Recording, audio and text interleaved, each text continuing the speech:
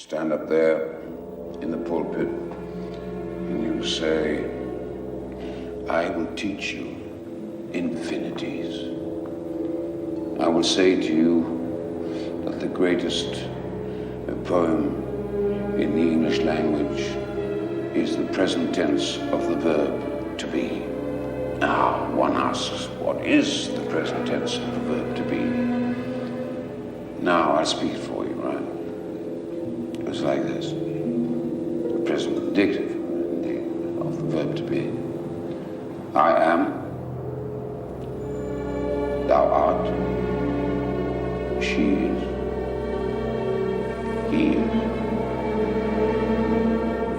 we are, you are, they are.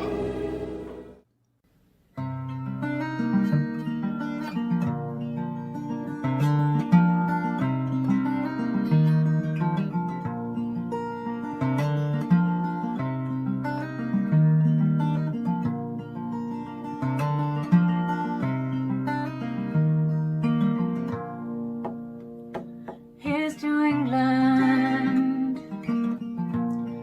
my home and my country. Though I left her all those years ago, I found my way back home. I was just a girl of 26 years old when I left the shores of England all alone. Though at 26 I should have had a husband and some children I could call my own. Instead I flew the nest without realizing all that I was leaving behind. 10 years on I finally appreciate the meaning of the blood and soil in this my homeland.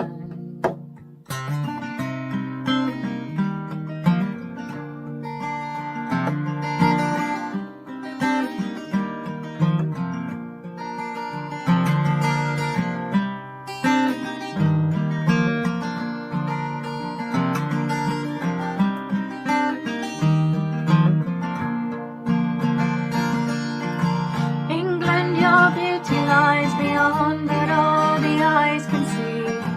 You're there within my very heart and my soul, and you are a part of me. You're deep within our blood and soil. England, my country and my home. England, my country and my home. Here's to England, my country and my home.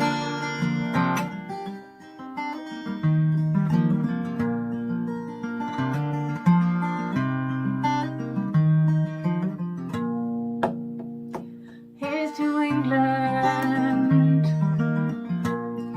our home and our country. We are the children of this land, and we will rise and we will stand as a nation once again. We are opening our eyes, we are seeing through the lies that lay out laid before the people in their sight. But the truth is getting stronger. They can no longer keep us down because we're coming to unite. We will once again be free to come together with our community. Free from all the guilt and shame, but we are not the ones to blame for our history.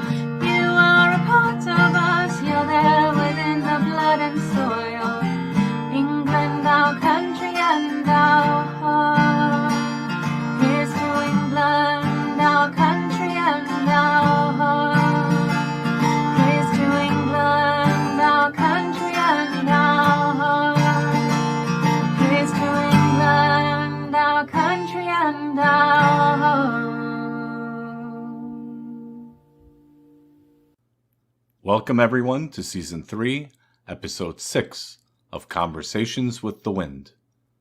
I hope everyone is all right and spending their time wisely. Please be safe and creative out there. The song you just heard is called Here's to England by the incomparable talent of the singer-songwriter and beautiful English soul Jody Kay.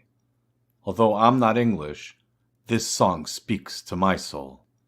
You can find Jody's music and exceptional content on YouTube under the same name.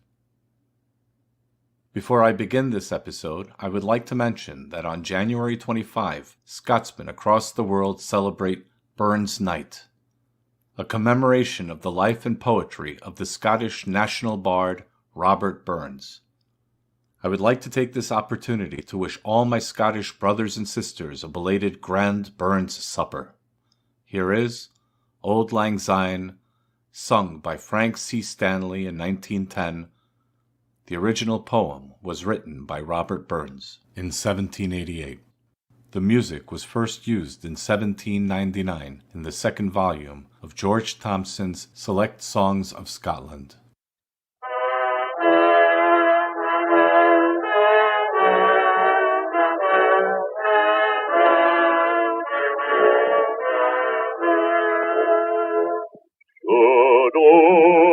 Acquaintance be forgot and never brought to mind.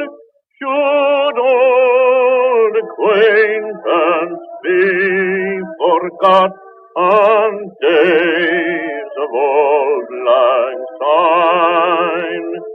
Poor old lang syne, my dear, poor old lang syne, we'll take a cup of kindness yet, poor old lang syne.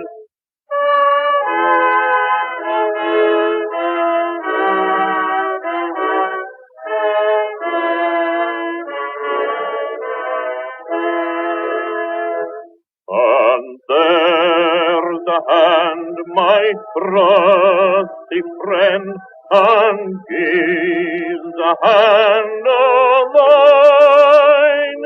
We'll take a right good willy wot, for old lang syne.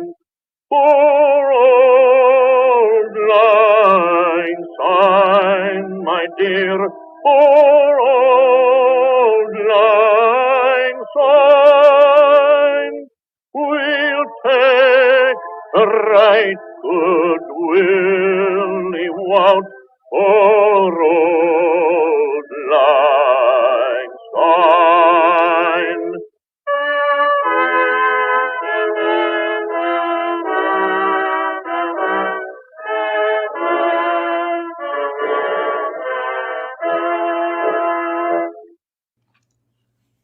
In this episode, I would like to focus on exploring the creativity and passion of the British Islands with the title, The Chronicle of English and Scottish.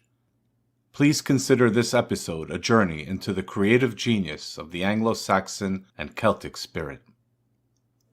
I will now share a special reading of a famous speech read by the graceful and elegant Dancing Dove. Detractors, subversives, and traitors have diligently tried to delegitimize the following speech with the label infamous, while claiming that Enoch Powell divided a nation. In reality, these sinister misanthropes merely project their poison as they try to gaslight anyone from asking important questions about their nation's and people's future. Powell's words have proven to become tragically prophetic, and we must honor him as we do all our great ancestors for standing up and speaking truth. We must learn from his example. You can find Dancing Dove's content on YouTube under the same name. Here is Rivers of Blood by Enoch Powell, read by Dancing Dove in 2018.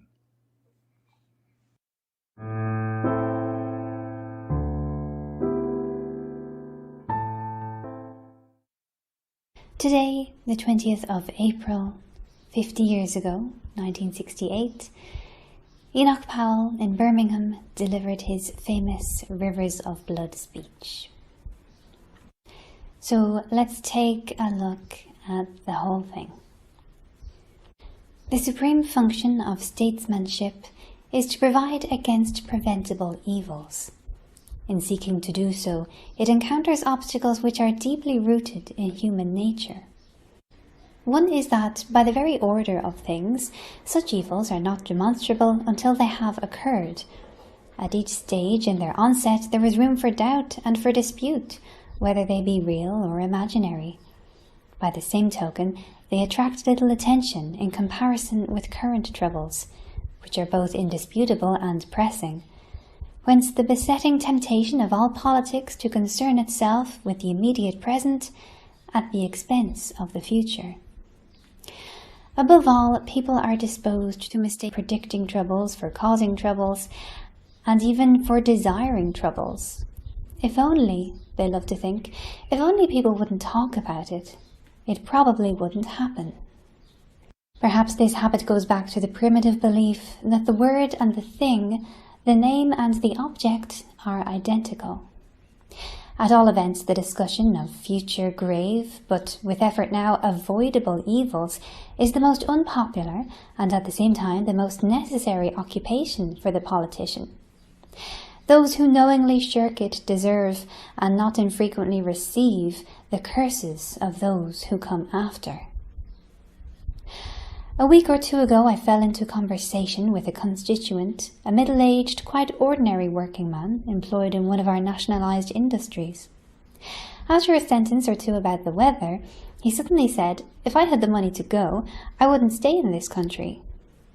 I made some deprecatory reply to the effect that even this government wouldn't last forever, but he took no notice and continued, I have 3 children.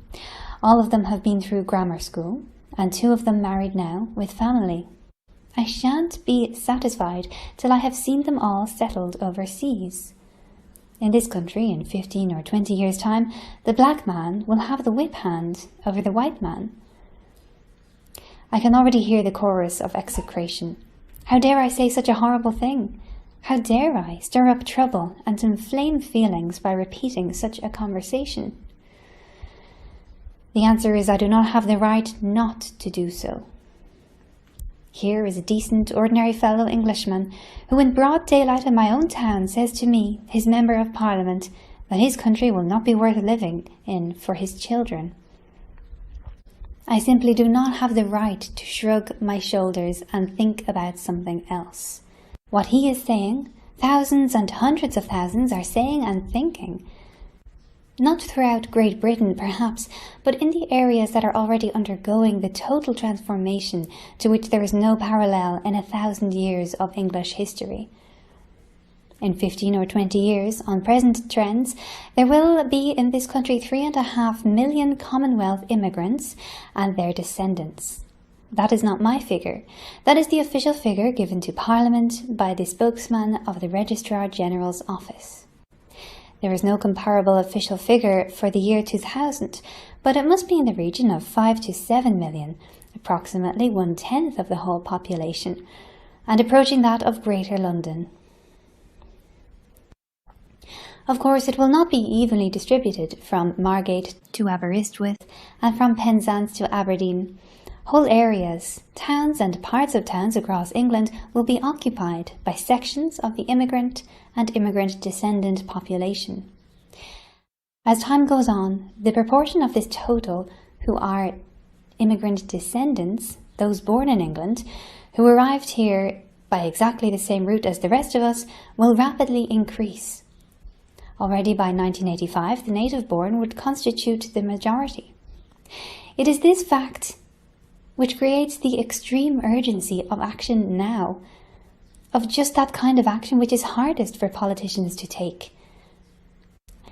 Action where the difficulties lie in the present, but the evils to be prevented or minimized lie several parliaments ahead. The natural and rational first question with a nation confronted by such a prospect is to ask, how can its dimensions be reduced? Granted, it be not wholly preventable. Can it be limited, bearing in mind that numbers are of the essence? The significance and consequences of an alien element introduced into a country or population are profoundly different according to whether that element is 1% or 10%. The answers to the simple and rational question are equally simple and rational, by stopping or virtually stopping further inflow and by promoting the maximum outflow. Both answers are part of the official policy of the Conservative Party. It almost passes belief that at this moment 20 or 30 additional immigrant children are arriving from overseas in Wolverhampton alone every week. And that means 15 or 20 additional families a decade or two hence. Those whom the gods wish to destroy, they first make mad. We must be mad, literally mad, as a nation to be permitting the annual inflow of some 50,000 dependents, who are for the most part the material of the future growth of the immigrant descendant population. It is like watching a nation busily engaged in heaping up its own funeral pyre. So insane are we that we actually permit unmarried persons to immigrate for the purpose of founding a family with spouses and fiancés whom they have never seen. Let no one suppose that the flow of dependents will automatically tail off. On the contrary, even at the present admission rate of only 5,000 a year by voucher, there is sufficient for a further 25,000 dependents per annum ad infinitum, without taking into account the huge reservoir of existing relations in this country, and I am making no allowance at all for fraudulent entry. In these circumstances nothing will suffice, but that the total flow for settlement should be reduced at once to negligible proportions, and that the necessary legislative and administrative measures be taken without delay. I stress the words "for settlement." This has nothing to do with the entry of Commonwealth citizens, any more than of aliens, into this country for the purposes of study or of improving their qualifications, like, for instance, the Commonwealth doctors, who, to the advantage of their own countries, have enabled our hospital service to be expanded faster than would otherwise have been possible. They are not, and never have been, immigrants. I turn to re-emigration. If all immigration ended tomorrow, the rate of growth of the immigrant and immigrant-descended population would be substantially reduced, but the prospective size of this element in the population would still leave the basic character of the national danger unaffected. This can only be tackled while a considerable portion of the total still comprises persons who entered this country during the last 10 years or so. Hence the urgency of implementing now the second element of the Conservative Party's policy, the encouragement of re-emigration. Nobody can make an estimate of the numbers which, with generous assistance, would choose either to return to their countries of origin or to go to other countries anxious to receive the manpower and skills they represent. Nobody knows, because no such policy has yet been attempted. I can only say that, even at present, immigrants in my own constituency, from time to time, come to me, asking if I can find them assistance to return home. If such a policy were adopted and pursued with the determination which the gravity of the alternative justifies, the resultant outflow could appreciably alter the prospects. The third element of the Conservative Party's policy is that all who are in this country as citizens should be equal before the law, and that there shall be no discrimination or difference made between them by public authority. As Mr. Heath has put it, we will have no first-class citizens and second-class citizens.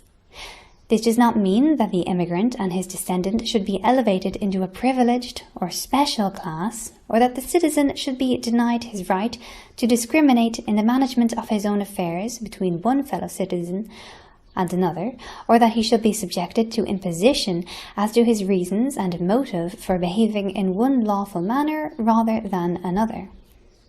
There could be no grosser misconception of the realities than is entertained by those who vociferously demand legislation, as they call it, against discrimination, whether they be leader writers of the same kidney and sometimes on the same newspapers which, year after year in the 1930s, tried to blind this country to the rising peril which confronted it, or archbishops who live in palaces, faring delicately with the bedclothes pulled right up over their heads. They have got it exactly and diametrically wrong.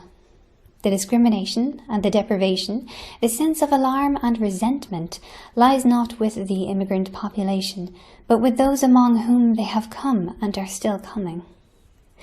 This is why to enact legislation of the kind before Parliament at this moment is to risk throwing a match on to gunpowder. The kindest thing that can be said about those who propose and support it is that they know not what they do. Nothing is more misleading than comparison between the Commonwealth immigrant in Britain and the American Negro. The Negro population of the United States, which was already in existence before the United States became a nation, started literally as slaves and were later given the franchise and other rights of citizenship, to the exercise of which they have only gradually and still incompletely come. The Commonwealth immigrant to Britain came as a full citizen to a country which knew no discrimination between one citizen and another, and he entered instantly into the possession of the rights of every citizen, from the vote to free treatment under the National Health Service. Whatever drawbacks attended the immigrants arose not from the law or from public policy or from administration, but from those personal circumstances and accidents which cause, and always will cause, the fortunes and experience of one man to be different from another's. But while to the immigrant entry to this country was admission to the privileges and opportunities eagerly sought, the impact upon the existing population was very different. For reasons which they could not comprehend, and in pursuance of a decision by default, on which they were never consulted, they found themselves made strangers in their own country. They found their wives unable to obtain hospital beds in childbirth, their children unable to obtain school places. Their homes and neighbourhoods changed beyond recognition, their plans and prospects for the future defeated. At work they found that employers hesitated to apply to the immigrant worker the standards of discipline and competence required of the native-born worker. They began to hear, as time went by, more and more voices which told them that they were now the unwanted. They now learned that a one-way privilege is to be established by Act of Parliament, a law which cannot, and is not intended to, operate to protect them or redress their grievances, is to be enacted to give the stranger, the disgruntled and the agent provocateur, the power to pillory them for their private actions. In the hundreds upon hundreds of letters I received when I last spoke on this subject 2 or 3 months ago, there was one striking feature which was largely new and which I find ominous. All members of Parliament are used to the typical anonymous correspondent, but what surprised and alarmed me was the high proportion of ordinary, decent, sensible people, writing a rational and often well-educated letter, who believed they had to omit their address because it was dangerous to have committed themselves to paper to a member of Parliament agreeing with the views I had expressed, and that they would risk penalties or reprisals if they were known to have done so. The sense of being a persecuted minority which is growing among ordinary English people in the areas of the country which are affected is something that those without direct experience can hardly imagine. I'm going to allow just one of those hundreds of people to speak for me. 8 years ago, in a respectable street in Wolverhampton, a house was sold to a Negro. Now only one white, a woman old age pensioner, lives there. This is her story. She lost her husband and both her sons in the war. She worked hard and did well, paid off her mortgage and began to put something by for her old age. Then the immigrants moved in. With growing fear, she saw one house after another taken over. The quiet street became a place of noise and confusion. Regretfully, her white tenants moved out. The day after the last one left, she was awakened at 7 a.m. by two Negroes who wanted to use her phone to contact their employer. When she refused, as she would have refused to any stranger at such an hour, she was abused and feared she would have been attacked but for the chain on her door. Immigrant families have tried to rent rooms in her house, but she always refused. Her little store of money went, and after paying rates, she has less than £2 per week. She went to apply for a rate reduction and was seen by a young girl, who, on hearing she had a 7-roomed house, suggested she should let part of it. When she said the only people she could get were Negroes, the girl said, "Racial prejudice won't get you anywhere in this country." So she went home. The telephone is her lifeline. Her family pay the bill and help her out as best they can. Immigrants have offered to buy her house, at a price which the prospective landlord would be able to recover from his tenants in weeks, or at most a few months. She's becoming afraid to go out. Windows are broken. She finds excreta pushed through her letterbox. When she goes to the shops, she is followed by children, charming, wide-grinning pickaninnies. They cannot speak English, but one word they know, racialist, they chant. When the new race relations bill is passed, this woman is convinced she will go to prison. And is she so wrong? I begin to wonder. The other dangerous delusion from which those who are willfully or otherwise blind to reality suffer is summed up in the word integration. To be integrated into a population means to become, for all practical purposes, indistinguishable from its other members.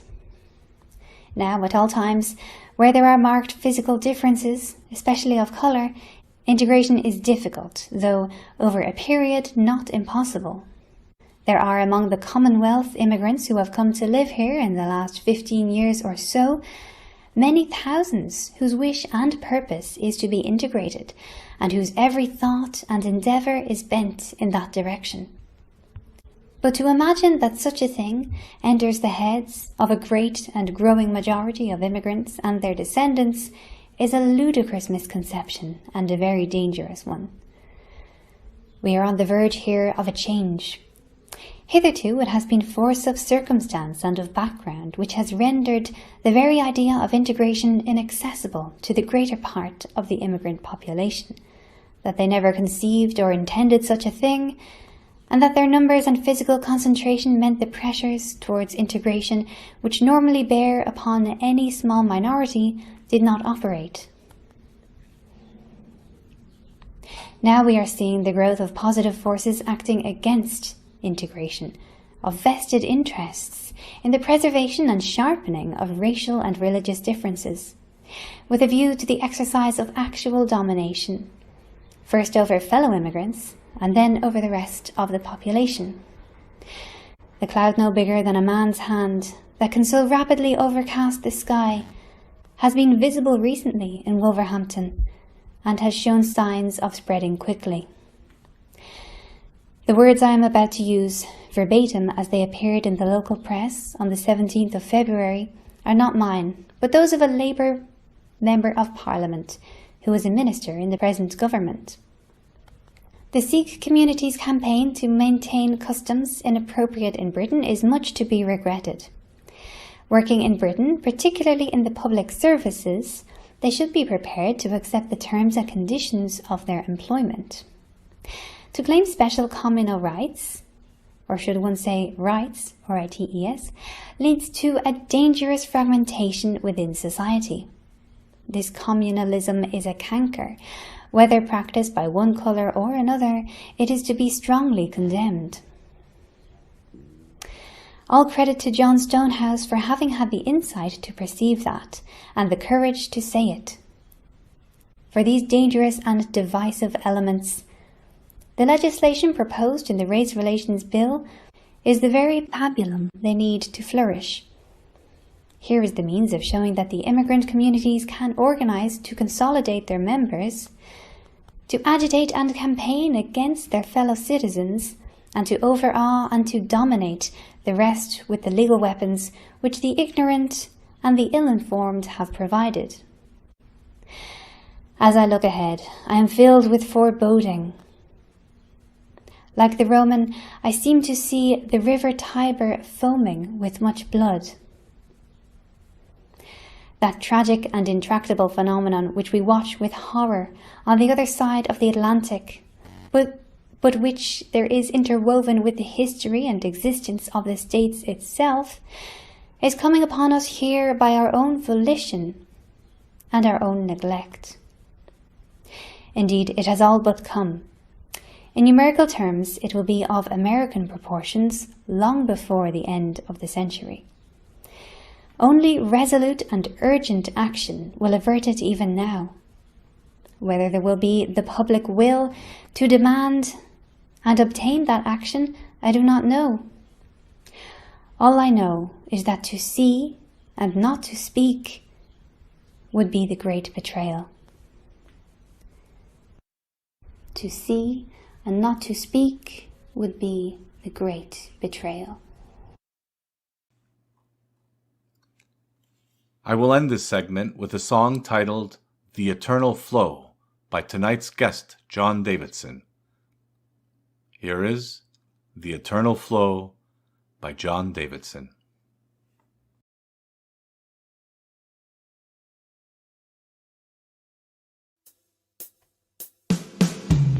Silently the snow falls, paints a winter scene, swiftly spreads the dark rim, hides the fading autumn green. Moonbeams brush the dark wood, conjure friendships dear to me. Lightly now the breeze flows, disturbing more than just the leaves. But life's much more than we can know. We are one small glow in the eternal flow. Patiently the love grows, lifts the weary heart. Gently now she holds me, melts two worlds once apart. Moonbeams brush the dark wood, usher dreams of you and me. Softly then the breeze flows, disturbing more than just the trees. But love's much more than we can know.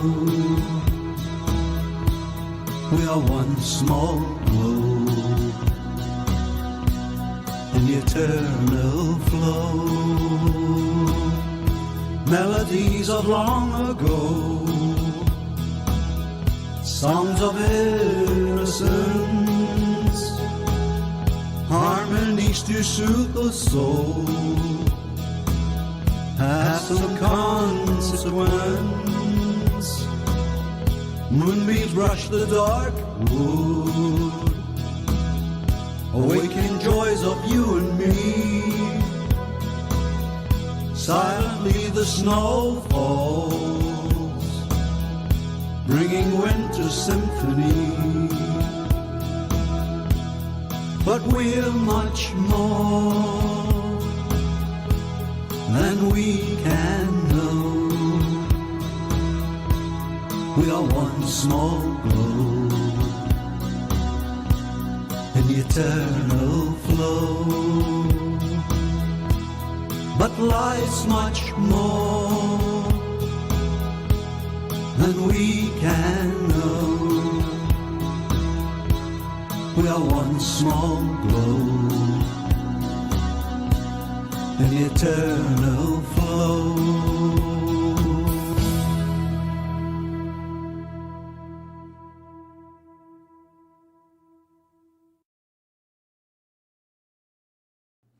I would like to start the Poets in Our Sphere segment with a poem by one of tonight's guests. John Davidson, also known as the Blethering Pensioner, is a prolific artist, musician, and poet. Please enjoy this grand poem only a true Scotsman can read. You can find John Davidson on YouTube under the same name. Here is Bogey's Bonnie Bell by John Davidson, read by John Davidson.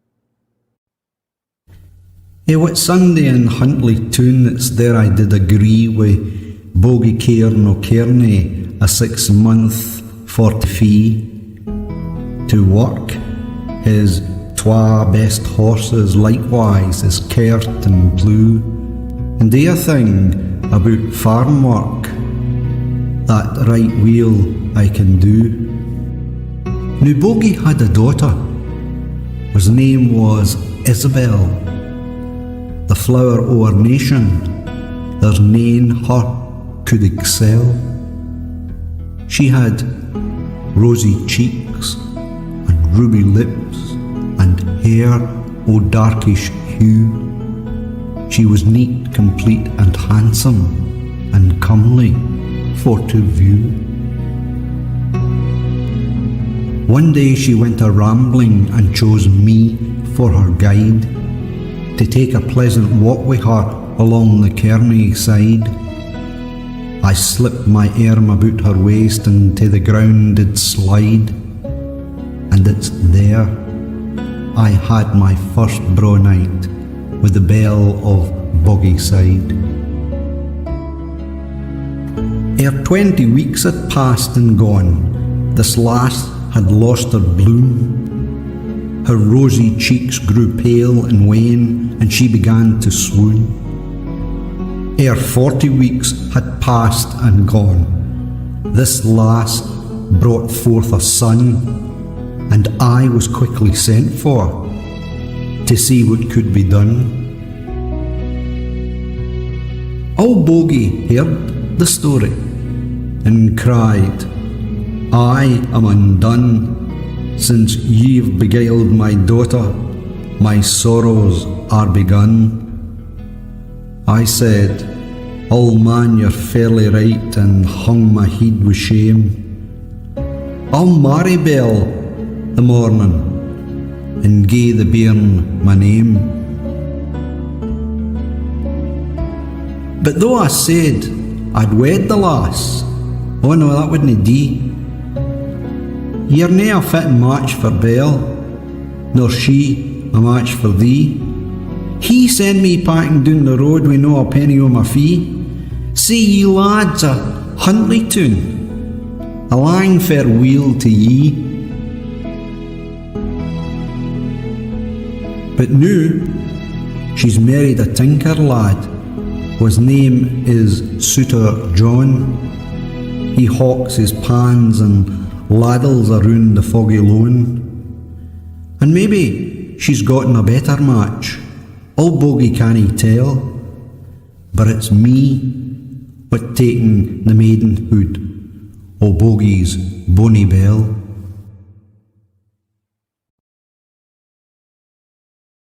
In his own words, quote, Ethelray wrote the following poem for the Patriotic Arts Community Monthly Challenge themed My Ancestors, exploring the challenges of the past and encouraging the current generation to accept responsibility for the future. Close quote. We must all heed the call of our ancestors. Please listen carefully to these important stanzas. Here is The Call by Ethelray, read by Ethelray. The Call. It was, back in those days, we worshipped life bright and grey. Our names stretched long into the past, for they served as blood like clay, that shaped us all in life-making art. And no one even asked the meaning of our racecraft. Yet time and again we were invaded by aliens who wished our life faded, be it Moors, the Mongols, or the Turks. No one but us in the past made it. We lived, we fought and died for our earth. It was life hard-earned, and must be well learned. And what about the Anglo kneeling? What about his family always fearing? I say, break the chains, break the constraints, for we have suffered enough of ill enduring, and survived through much darker taints. See it, for your own sake. It is you who made the past day. It is you who's fighting the decay. It is you whom the future awaits. The next poem is from my other guest tonight. According to Attalus, quote, "The rhythm and meter is secondary to the alliteration, as is customary in Anglo-Saxon poetry." Close quote. I hope my reading properly presents the soul of this glorious poem. You can find Attalus on Instagram under poetica_atelli, or on Telegram under Poetica Atelli. Here is Amongst the Wolves by Attalus, read by Nullis. Cast from clan and kin, upon our blackened backs we bore, wearing wake of wolves within, the pelt of perfect predators. With soot we stain our savage skin, with power and with pride we pour the ashen oath sworn offering to glut great green Gaia red with gore. We bear brunt of what bloody battle brings. We are wild hunt of wars, waged at wrathful Wotan's whim, at instruction he implores. Of cities sacked by swords we sing, what woe-bearing winter wolves we once were. We killed alike coward and king. We are brothers to the bear and boar. For reddened rage of rapine we are readying, murderous men of immortal Mars. For our passion and plight is plundering. We by means of might make massacres. The threat of our thundering means shedding scarlet is assured. Atop the Cliffs is one of those rare corners of the internet where culture and elegance thrive. In his own words, quote, "Arthur Powell is the poet-in-chief at atopthecliffs.com, an online Occidental poetry journal that all poets are welcome to submit to. His poetry is driven fundamentally by romanticism, be that of the past, of nature, or of women in love. His heart will forever be somewhere between England and America. He believes more of us should strive to be the warrior poet of old.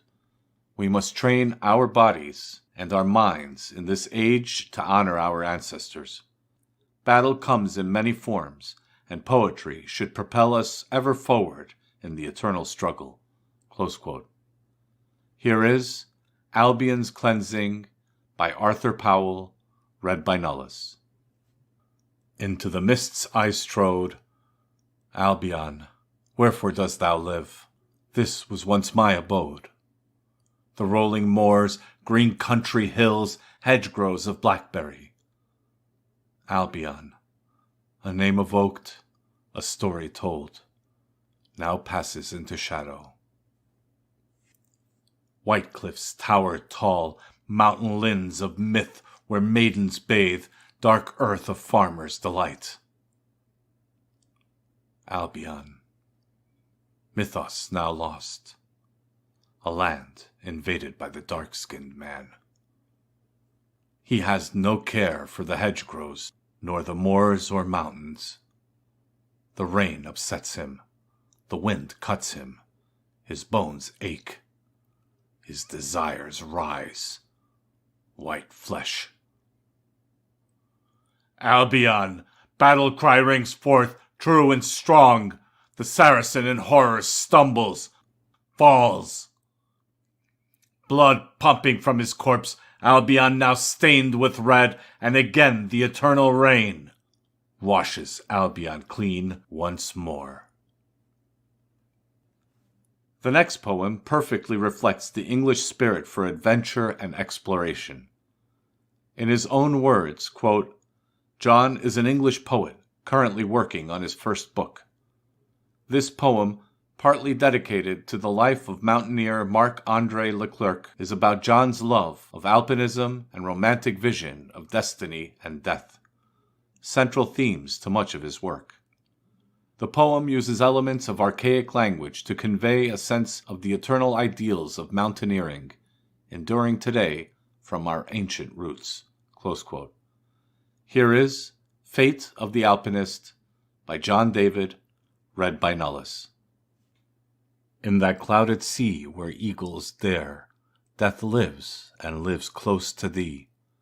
He takes thy hand upon this fair, in weird dance that moves silently. Thy hands seldom rest upon hushing beds, and fight without fallow or pining. For hearth or roof or lack of dread should thee fall with fate entwining. Heaven is close upon the clouds, revealed to those noble few, for whom death was no twisted tale unsound, but certainly sanguine in the day's dew.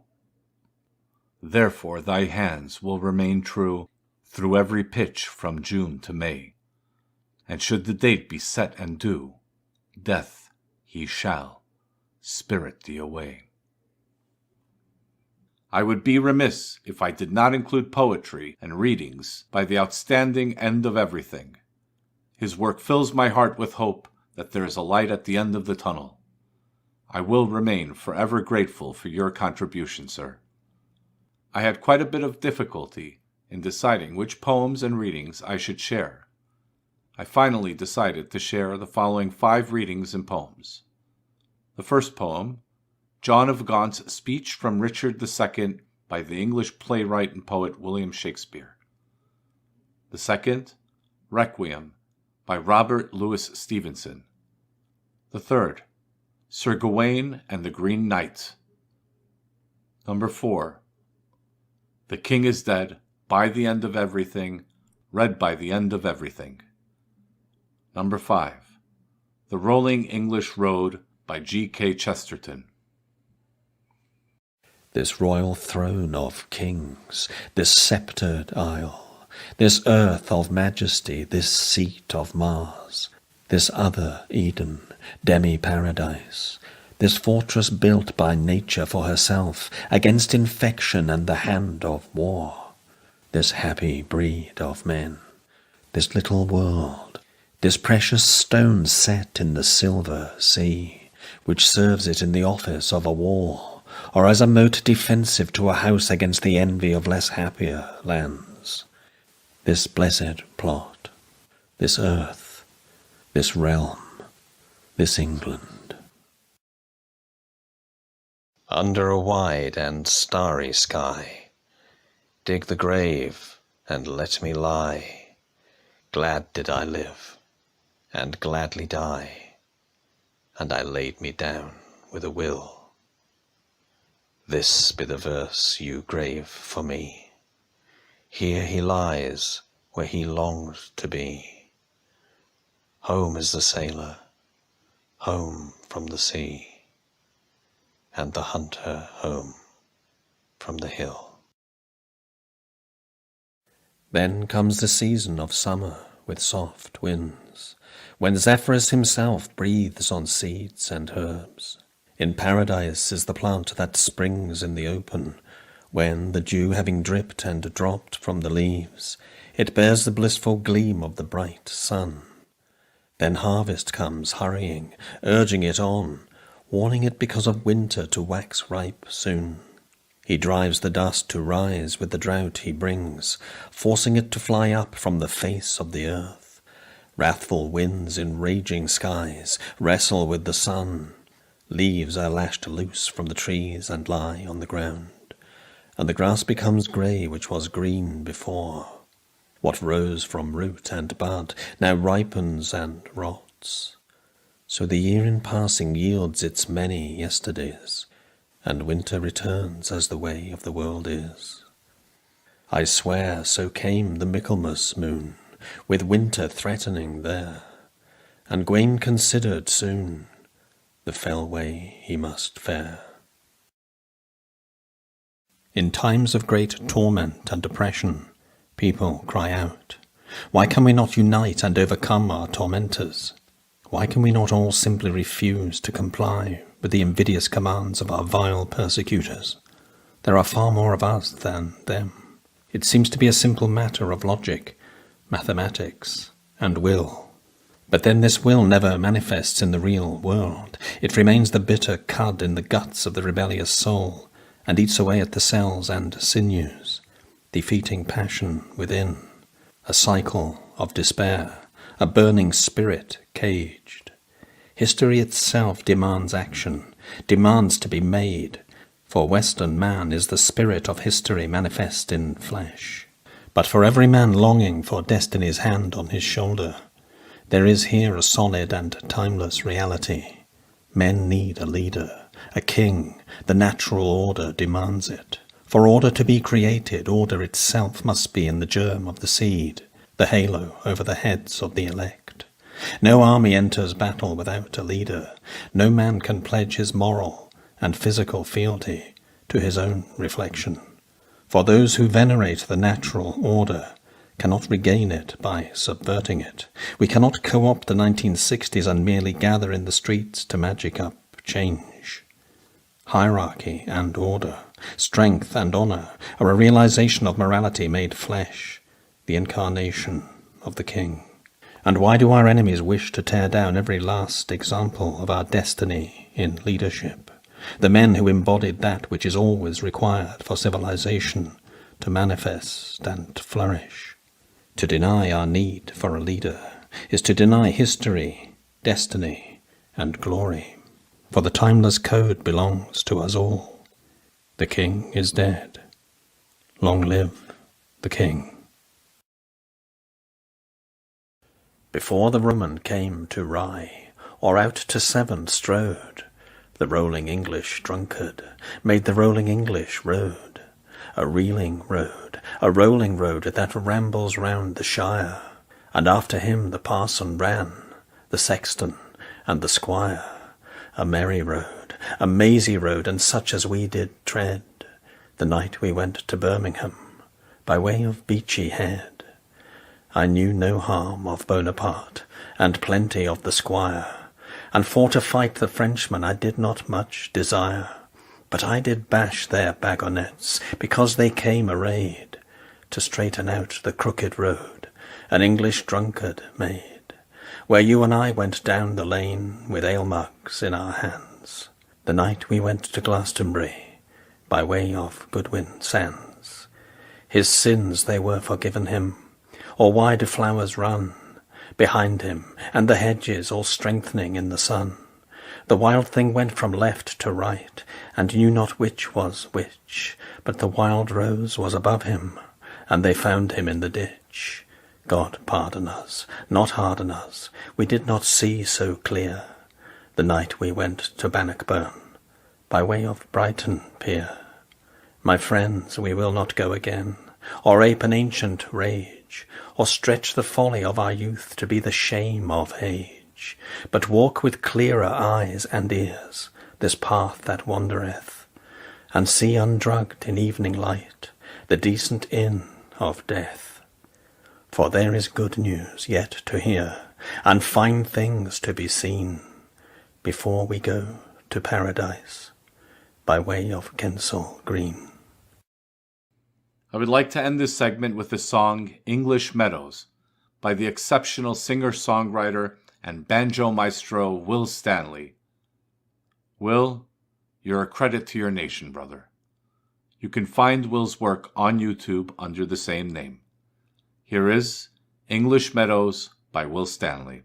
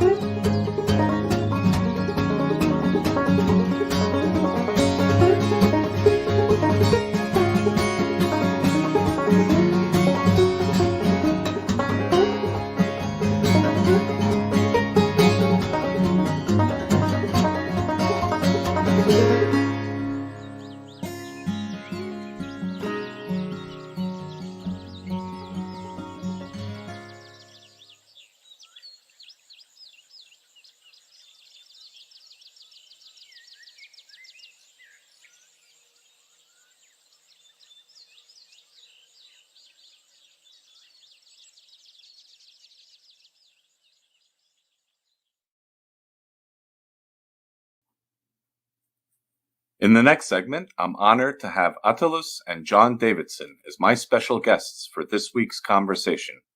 Hello, gentlemen. It's great to have you on the show. Could you tell us a bit about yourselves for those who may not be familiar with your work and background? Also, please let the audience know where they may be able to find you. John, let's start with you. My name is John Davidson. I have a YouTube channel which bears my name, John Davidson, the Blethering Pensioner. I am 75 years old and will be 76 this year.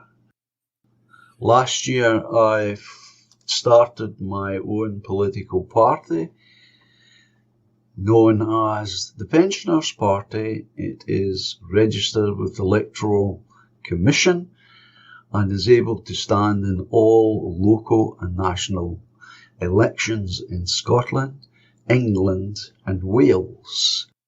Apart from that, on a more sort of personal note, I have been a musician since I was a boy in school. I had my own group in the 1960s. I am a published poet and a published author. You can buy my work on Amazon. The name is John Davidson - The Blethering Pensioner, YouTube. That's the only place I am. That's the only place you will find me.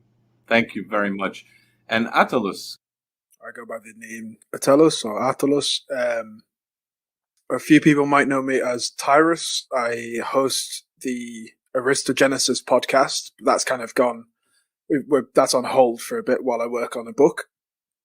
I write a lot of poetry, generally geared towards the classical style, especially like Greco-Roman. I try to cover moments from history that really grabbed me. A lot of homages to things like Homer, to Virgil.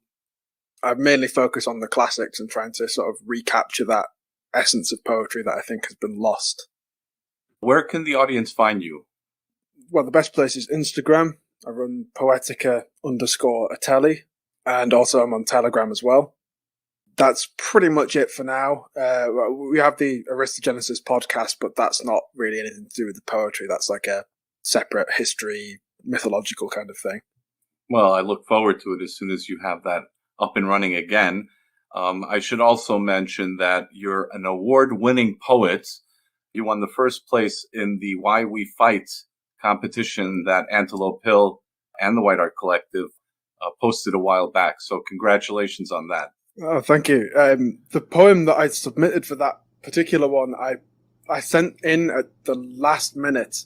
I mean, like within the last sort of 10 minutes of the competition closing. I'd already sent one in, which did end up in the compilation as well. But I thought, I might as well. Sent it in and like forgot that I'd sent it. And then a little while later, I get a message saying, yeah, this is the one that's won. So I was quite pleased with that. It's an epic poem. It's an excellent poem. I recommend that everyone order the book, Why We Fight, from Antelope Hill Publishing. And let me kick off the conversation with the following question. Which elements do you feel best characterize English and Scottish poetry and literature? John, let's start with you. Well, I thought you'd say that. Well, I think there is a huge difference between what an English writer will produce and a Scottish writer will produce. And as far as the Scottish writers are concerned, I think there are, and this is only a very personal opinion, there are two major historic events which shape not just creative people in Scotland, but all people in Scotland. And I would like to mention these two events in passing and explain what I mean by that. The first one is, I take you back to 1692, February the 13th, when the Campbells massacred the MacDonalds in Glencoe. Now, why this is such a significant event is the way it was done. And the way it was done was that the MacDonalds and the Campbells were long feuding clans, but the MacDonalds had come to the point of near exhaustion with it, and they wanted to finish this long-standing feud. So they invited the Campbells to their main encampment to settle this and sit down and talk about it. And this went on for a number of days. But what the MacDonalds didn't know, that the Campbells were coming under false pretenses, because on the evening of the fifth day, when everyone was asleep, and you have to understand that these Campbells were taken into houses and dwelling places of the MacDonalds. So they waited until everyone was asleep, and while they were asleep, the Campbells rose and massacred the MacDonalds.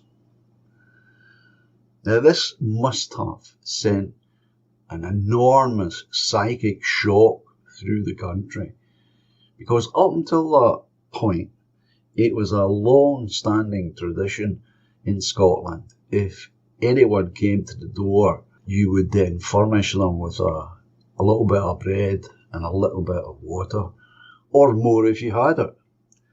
So that whole tradition of trust was suddenly shattered by this event.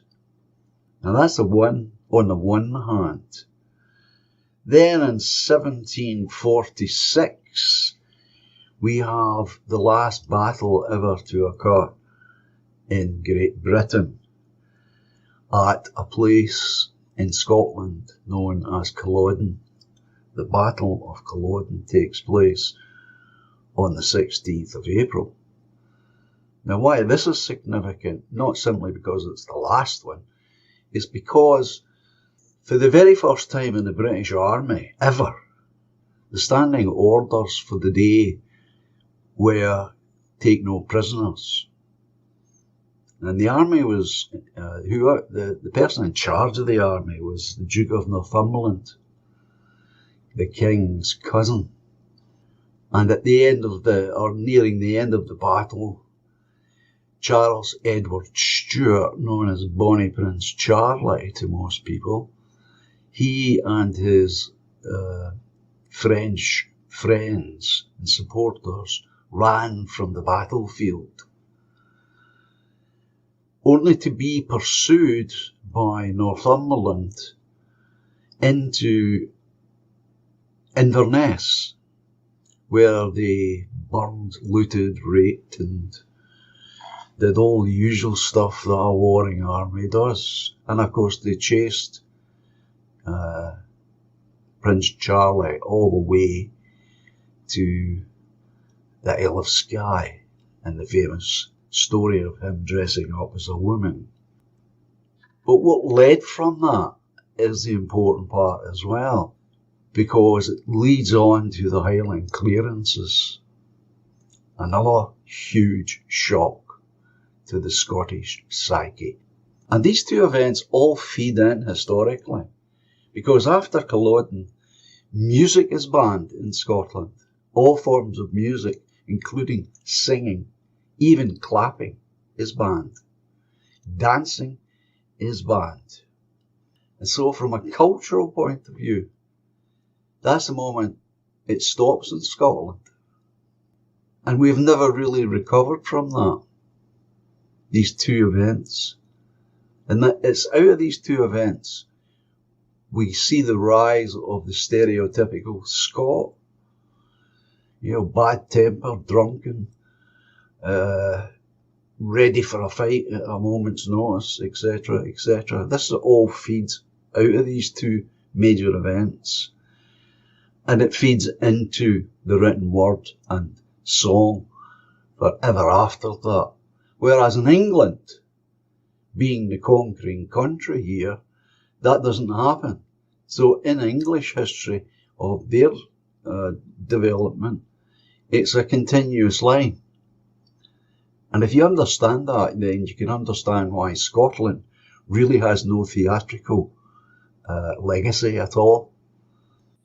I have heard of the Glencoe massacre, and it wasn't just a Scottish tradition that like travellers should be let in. That's a very, very ancient Indo-European thing.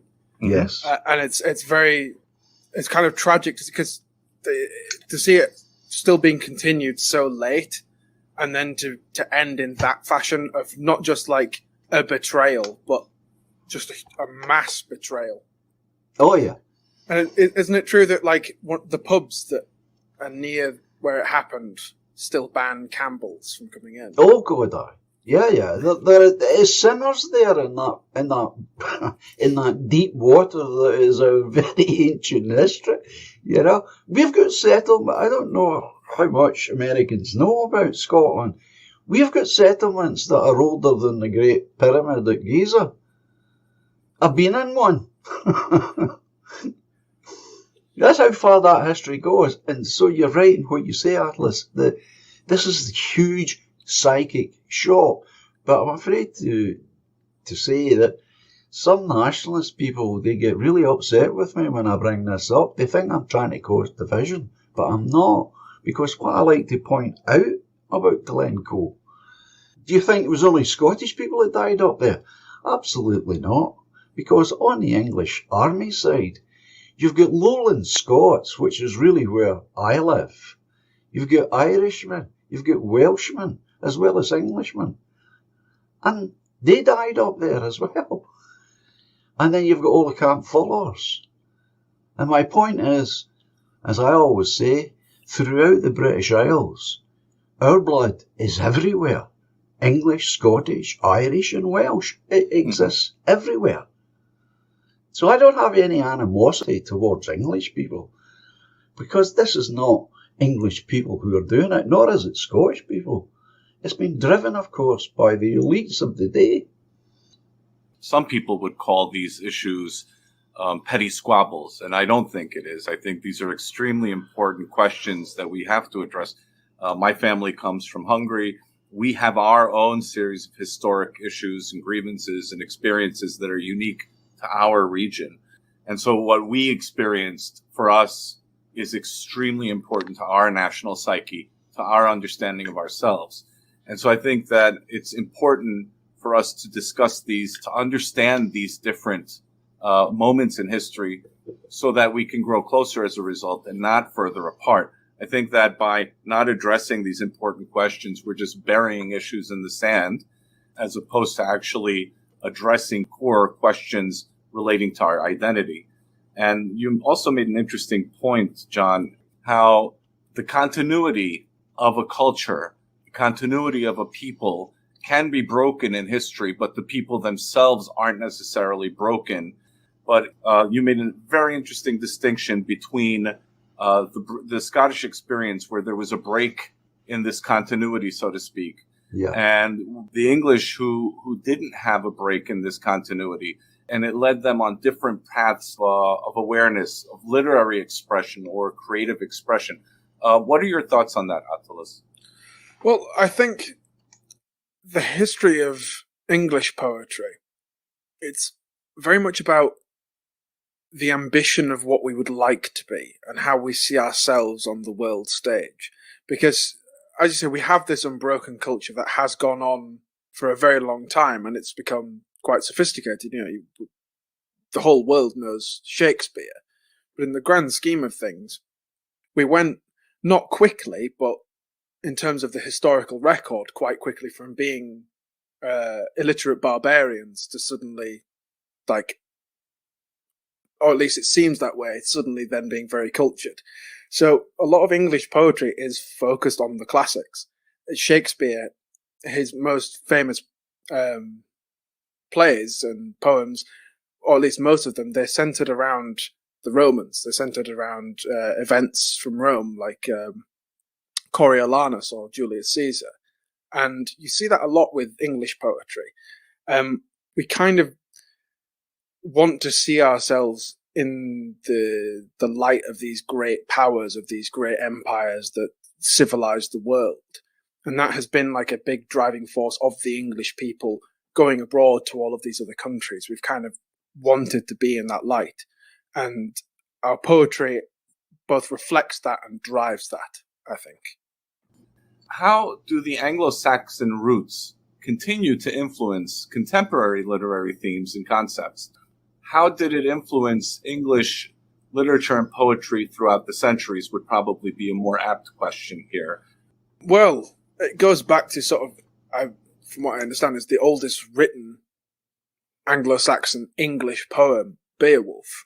And it very much captures this very interesting point in time where the people writing it are very recent Christian converts, but the people the poem is depicting are pagans.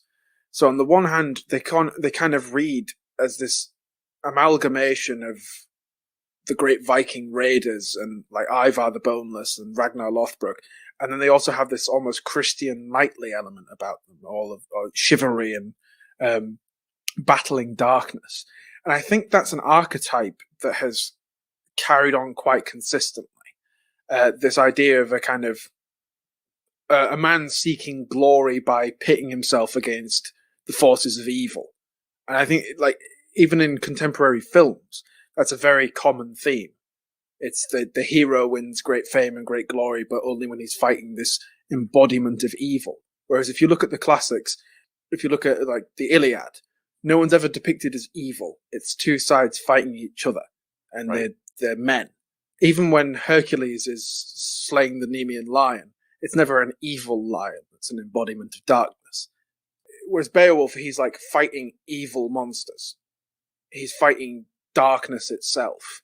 And that's a very interesting theme. And I think that being the first English poem has had an effect on English poetry because it's still very much celebrating this idea of the warrior ethos and glory and good fame and everything like that. But it's also got this good versus evil, vanquish the darkness, kind of almost Christian knightly element. Does this have a Germanic element as well as a Christian element, or is this more of a Christian element incorporated into the Anglo-Saxon? Of course, it's at its roots, it's very Germanic, it's very Anglo-Saxon. but that influence of the ultimate good versus ultimate evil, that's very much a Christian influence. Again, to go back to the Iliad, there are moments where Achilles is killing people who are trying to surrender to him. And that's seen as a very, even Homer is very clear that this is not a good thing to do. Mm-hmm. This isn't him being heroic, him being brilliant. This is like, he's the, one of the heroes of the poem. So he's never like a flawless hero. Whereas a lot of the time in the Germanic poems, the heroes, at least post Christianity, they're generally depicted as wholly good, fighting for the forces of good. I think that's a thing that has continued even into contemporary times, for better or worse. Right. That we see these heroes who are wholly good, and their flaws are never like anything too great. They never break their personality. John, how did this English or Anglo-Saxon influence the Scottish literature, and how did these themes, these questions of the heroic warrior poet, how did that translate into the Scottish experience? Very differently, of course. It's back to this psychic shattering. From that point on, and we have to remember when we're talking about Scottish poetry here, guys, you can break that into three sections. You've got the Gaelic, you've got what comes to be known as Common Scot, which is more akin to the way Burns and Ferguson wrote. And then you have, in a more modern idiom, people like myself who use standard English words. So you can subdivide it. But if we just try and draw a straight line, we go back to this idea of what is a defeated psyche all about? Well, it's all about self now. And that's a common line that you can find all the way back in Scottish literature, from Hogg all the way up to the great Robert Louis Stevenson. And I wasn't aware of this, that I fell right into the same category until I went and became an undergraduate.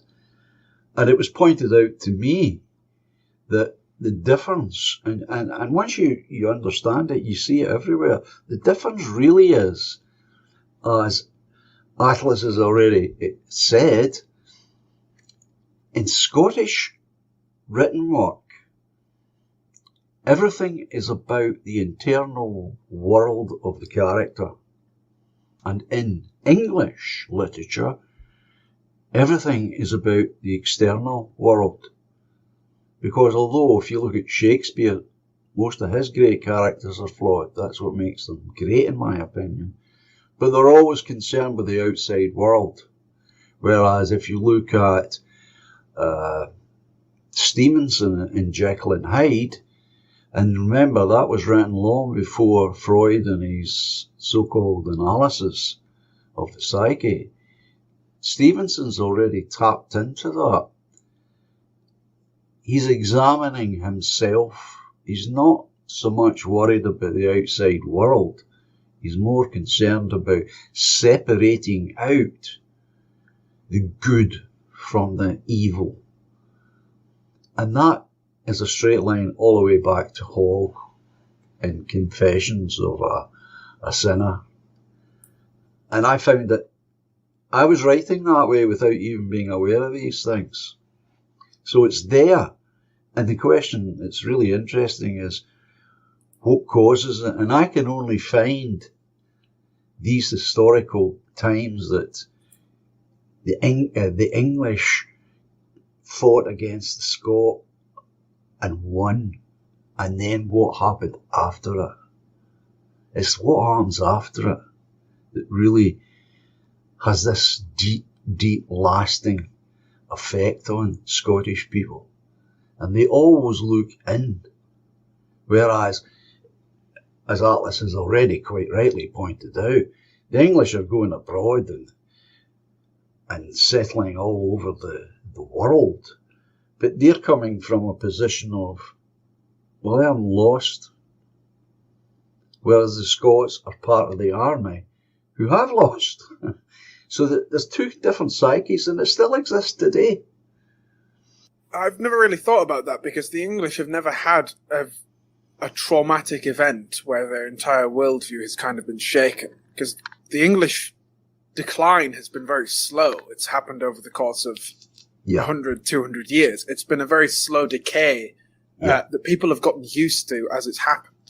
Yeah. But the closest thing you could say to a true shake-up of the English psyche would have been the invasion of William the Conqueror. Yes. Which isn't exactly within his living memory. So, I hadn't thought about it like that, but that's a very, very good point. It doesn't mean that we're enemies or anything like that, but No, this is where it just shows. It just means that we've got different perspectives and different Correct. psyches, that are, of course, influenced by history. Yeah. I think anybody who tries to discount historical events doesn't really understand it. And no offense to Nullus or to any listeners or anything. But No. A lot of Americans it's a very young country. Yeah. It's a very young country with a very unique psyche as a people. I don't think they fully get that. Like, I'm from Yorkshire, Right. and there's a really, ingrained rivalry with the Lancs because of the War of the Roses. Of course. Most people in Yorkshire and in Lancashire don't know what the War of the Roses even really was, but they still know that it happened. Yeah. And it's kind of ingrained in them as a people. Yes. I think that's very interesting. Yeah. I have recorded it elsewhere, and we won't play this one, but it's a poem written by Scots, but it's written by the time they get to Australia, because they've been deported to Australia. And what's interesting in it, for me, or one of the things, is the fact that they talk about the tigers that are ferocious. And of course, they're talking about hyenas, but because they've never seen a tiger, only a vague description of a tiger, they think these hyenas are tigers. And that's why Australia at one point was called Van Diemen's Land. And that's the name of the poem. How these three men get caught poaching, and they were then exported to Australia for the rest of their lives. And what happened to the women who were exported to Australia? And again, that feeds back into the way they tell a story. We a modern Scottish writer will tell a story. It's all from the inside of the characters, what's going on in their thoughts. Whereas, and I think that's simply because they weren't allowed to sit round and sing their songs after Culloden or tell their tales. And so many of them are being exported to Canada, USA, New Zealand and Australia. Attalus makes a really, really good point about the United States being a still relatively young country, especially in comparison to Europe. And the other issue, of course, is how do you handle defeat? Like John was saying, you'll have more of an introspective approach, an inward-facing understanding of self and identity. And then you'll have the English expression of it, which is a more outward-facing expression of identity. And so I think England today is facing a lot of challenges. And Attalus, you're absolutely correct. This decline was gradual for the past 2 centuries. But I think in the last few decades, there has been a significant, noticeable decline. So English are facing a lot of existential questions today that I don't think that they have been prepared for. Now, these are very difficult questions of identity and question of the Great Replacement and what have you. But I find it fascinating also that in spite of all of this, and John, this might be a little bit of a critique toward the Scots and to a degree also the Irish, and they will spite themselves just to spite the English, if that makes any sense. Oh, that makes perfect sense. As I half-jokingly say, and you notice it's a half-joke, we don't care who beats the English at football, so long as somebody beats them. Right. Now, that's not meant as a serious comment here, but I think it kind of demonstrates what you're driving at. There's a needle there that we're still poking now and then. Yep. And it is through these tragic events. But some Scots will just not, I'm talking about nationalists now, will just not even look at it. I have been called all sorts on streams for bringing this up, that I'm creating division, but I don't see it that way, because I'm not divided from anybody in England at all, and I don't see why any of us should be. These are long ago times, different people, different problems, with different ideas about what the solution to these problems were.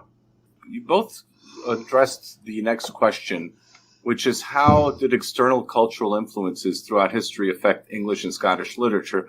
Attalus, you mentioned the Norman conquest, and I think an emblematic figure post-Norman conquest would be Chaucer.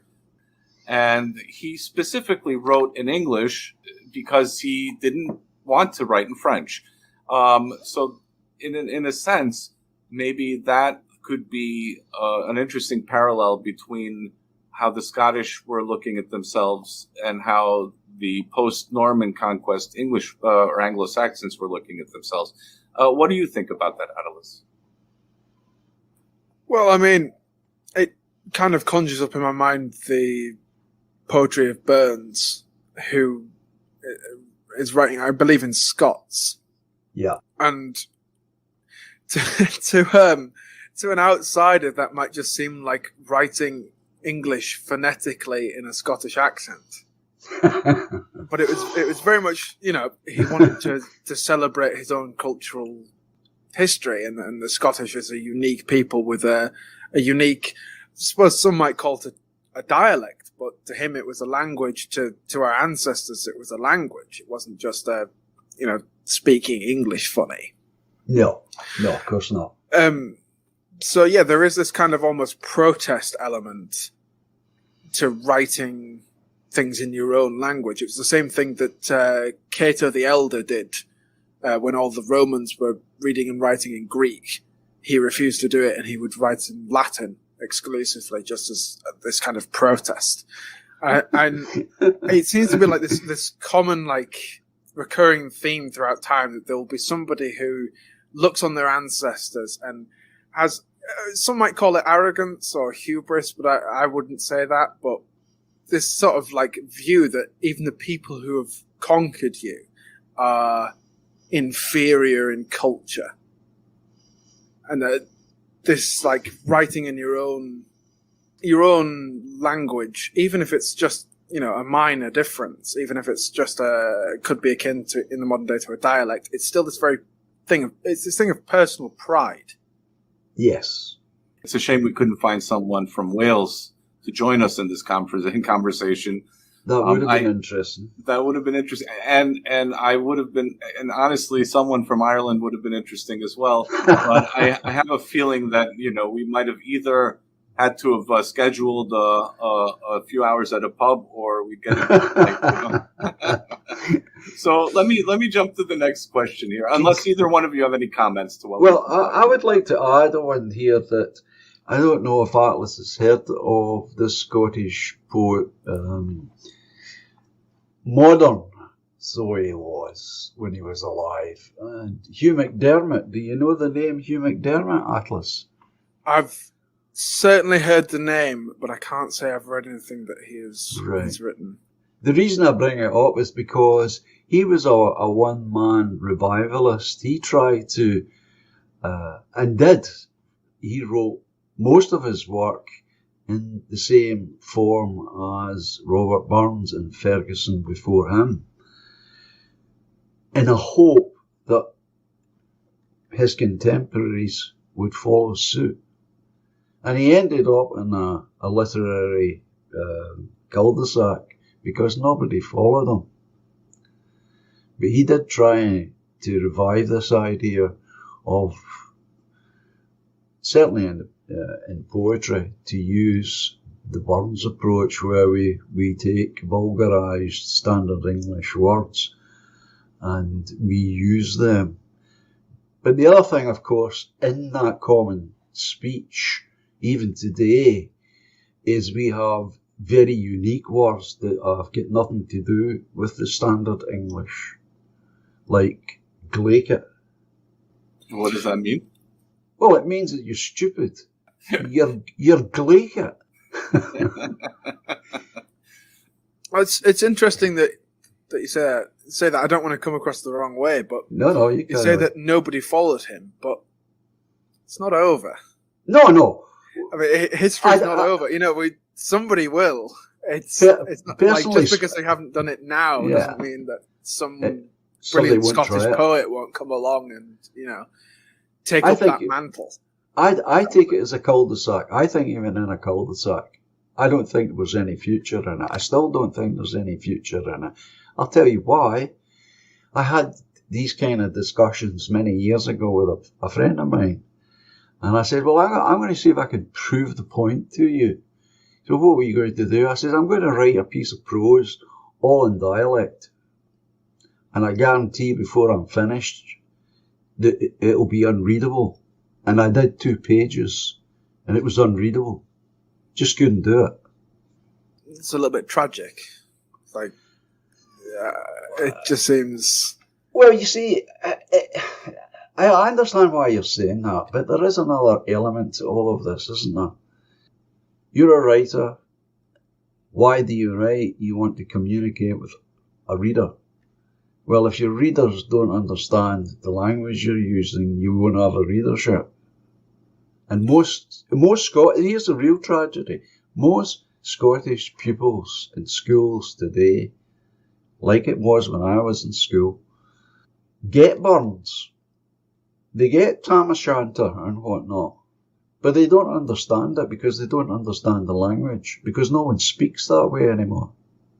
That is a tragedy, though. I agree with Attilas that should be a part of the tradition. And we touched upon this when I had my episode with Laura and Jack White on Ireland and the Gaelic movement, and how even though they teach Gaelic in schools, the majority of the Irish don't actually speak it or understand it properly.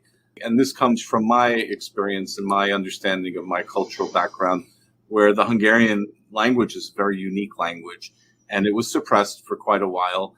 Fortunately, the Hungarians stubbornly held to their language, and it kept them alive in more ways than one. The language was also that glue that bound them together, that understanding of who and what community they belonged to. So I think that this is an important aspect that shouldn't be neglected. I understand your point, John, and I do understand what you're saying and I also understood what Laura and Jack were saying about wanting to appeal to a larger audience, and that using the English language in your cases makes more sense because you have a larger audience. But at the same time, I think that it's an important element of the identity. Attilas, I think you wanted to say something. Yeah, well, it goes back to this idea that language is how a people think. You can't think in words you don't know, if you know what I mean by that, if that makes any sense. No, it makes perfect sense. English is a fantastic language for poetry, but it's a terrible language for metaphysics, for any kind of religious ideas. That's why pretty much all of our ideas on metaphysics or philosophy, including the words metaphysics and philosophy, are taken from Greek. Right. But for poetry, our language, I think, is brilliant for that. Absolutely. But it's just, I mean, I blame the nature of academia more for the death of Gaelic and the Welsh languages and things like that. That people, because I mean, I learned French and Spanish in school and I couldn't tell you a word of it. That's not because there's anything wrong with the French or Spanish languages. It's because our academic system is awful. I never paid any attention in studies of English or music, but I'm a poet and a musician. it's the academic system has ultimately failed in every regard. We can't resurrect, or not even resurrect, even preserve these kind of ancient elements by trying to rely on a system that doesn't work and doesn't teach people anything useful. Well, having said that, of course, in Scotland, Gaelic's still going. One of the early things that the SNP did when they came to power was insist that all the railway stations were in Gaelic and in Standard English, which is fine, but I don't know anybody that can read the Gaelic ones, and that includes me. But the language is still used, though. I'm not saying it isn't, and I'm not saying it should disappear. It shouldn't. No. I just think, like, the SNP, I'll try not to diverge too far. That's okay. We're going to talk about that all day, but the SNP aren't really, they seem, at least as an outsider, they seem that, like, they're not saying, oh shit, okay, these signs should be in English and Gaelic, or we should have Gaelic in schools, we should have Gaelic here, there, and everywhere. It seems more as a, we don't like the English, so we're going to do absolutely everything we can to try and separate ourselves from them. It's more like defining themselves by what they're not than defining themselves by what they are, which I think is a real fundamental difference in terms of ethos and in terms of approach. You're absolutely 100% dead on there, Atlas. 100% on. Understanding our creative expression through language is an extremely important element of who we are. It's evolved a certain way among the English. It's evolved a certain way among the Scottish. Now, I'm going to throw in another element to this question of layers of identity. How has religion and faith impacted English and Scottish identity as it relates to this artistic expression? Well, with the English, it's pretty difficult, as well as like sort of the general Germanic peoples, because a lot of things didn't start getting written down until after they'd converted to Christianity. So even the recounting of pre-literacy states, it's going to be seen through the lens of Christianity. Even Sturluson, who absolutely, by all means, he was very much in love with his people. He didn't want to corrupt anything. But he's still going to be seeing that through a different lens, through a different worldview. And I personally, I prefer the classics. I prefer the heroes of the pagan past who were flawed. They weren't perfect men. Even the demigods, even these people who were seen as heroes beyond all else, they were still seen as flawed. They were still seen as, Achilles is, for anyone who's read the Iliad, Achilles is, even by the standards of the time, a particularly nasty bloke. But what excels him to the point of being a hero is that he's more skilled than anyone else. The Greeks can't succeed without him. And I think, unfortunately, a lot of that is missing in Germanic literature, because it was all oral tales. It was all these, recounting of these great deeds. And it's being told later on, generally from the point of view of people who either fought against them or people who are members of a religion that fought against them, from this completely different worldview. And I think that's very unfortunate. I think that religion and faith feeds into worldview. And I think your worldview is the main deciding factor, because when I write poetry, I'm trying to write from the worldview of an ancient soldier, or an ancient warrior, or an ancient, a Roman legionary, or a Germanic warrior. It's very difficult to do that without understanding their beliefs. It's very difficult to do that without understanding, like, what drove them to do what they did. How did they view the world? Because when I write poetry, I try to capture a moment, or a feeling, a spirit of a given event or a given person. And you can't really do that without fully, like, embracing how they viewed the world. So that's my opinion on how faith and religion can influence poetry. Well, again, I would say that in the Scottish experience, the other terrible hammer blow that we suffer is Calvinism. The Dour Scots, I mean, there were branches of Christianity in Scotland, still are. They don't even encourage any kind of reading outside the Bible. And of course that, although King James' version of the Bible is absolutely amazing poetry, you need other sources if you're going to try and progress forward. And where the religious or faith, as Atlas has said, this worldview, is what is written by Scots when they're abroad. Because it's always the longing for homeland. And that seems to somehow echo in Scots who are living here. There seems to be this constant echo for this past, perhaps now lost in imagination. But the Christianity doesn't show itself so much because it's back to the individual looking inside, examining self. Am I following the ways of the Lord, or am I following the ways of the devil, or am I somewhere between? It's always this internal investigation, which doesn't really manifest itself in the outside world until the Scot goes abroad, and then it's the longing for home, and there we get all the pastoral images, etc., comes into it. That's how I see it.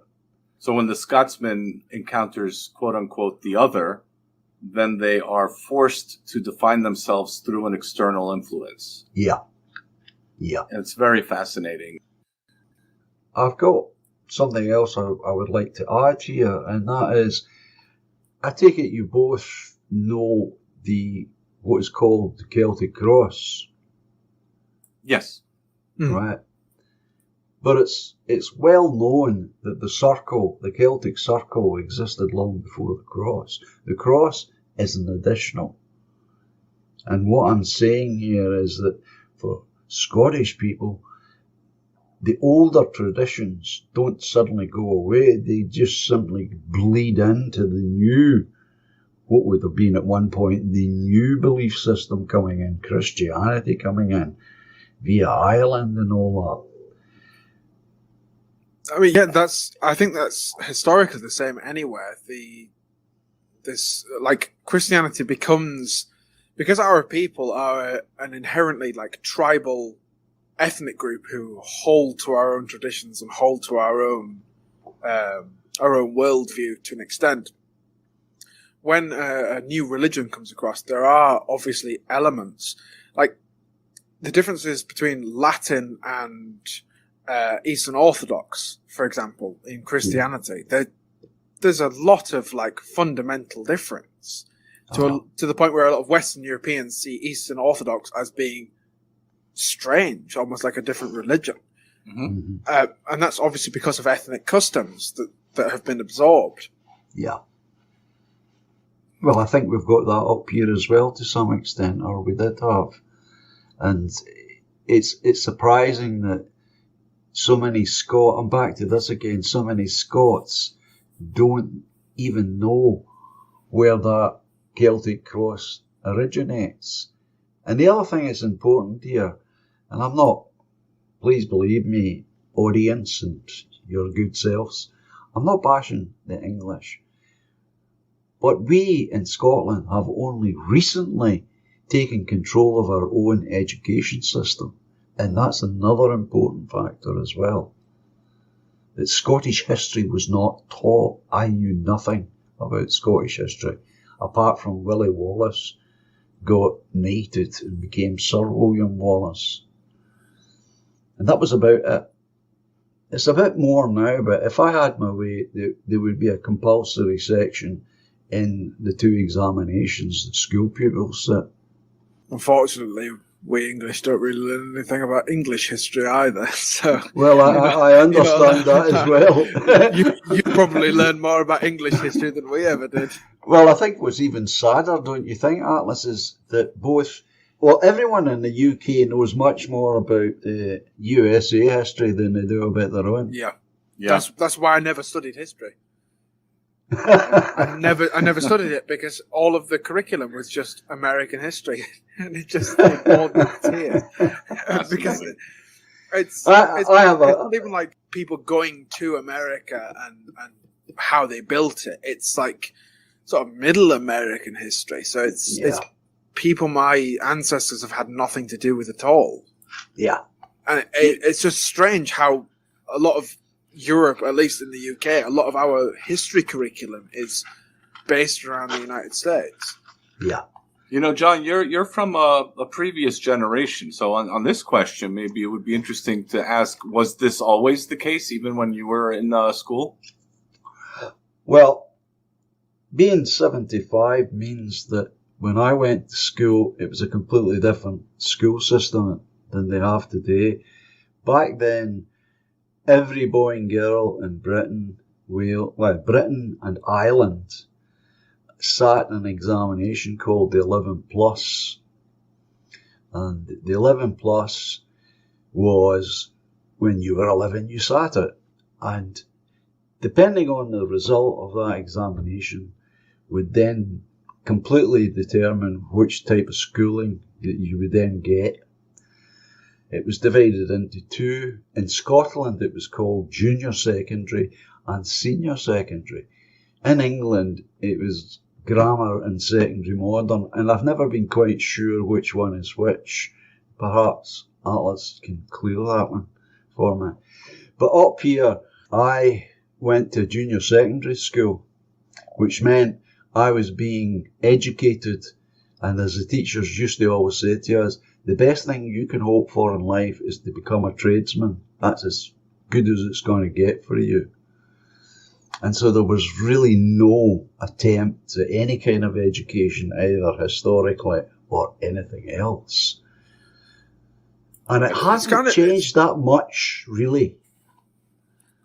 Well, it's not changed much, but it's almost reversed to the point where learning a trade and becoming a tradesman actually probably will make you more successful than going and studying philosophy and theology and you're these sort absolutely of right. grandiose. By the time I got to 40, I was wishing I was a joiner. You know? I left education illegally to join the army, and that in itself was not necessarily the best decision. As we've discussed, English and Scottish literature has a very storied history.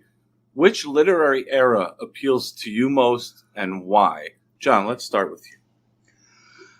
I find that a real tough question to answer because I'm not naturally a person for lists. You know, what's your favourite 5 movies and what's the best 3 books you've ever read? I've never been one for that. And it's the same with eras. I tend to pick material that I think I will be interested in, and sometimes I'm right and sometimes I'm wrong. And so therefore I've got favourite books or favourite authors. I've got favourite poems. Same with music. I've got favourite singer-songwriters. So it's the piece rather than the era to which it's assigned or when it was written. Is my answer to that, really. You're looking at the entirety of the experience, which gives you a broader perspective.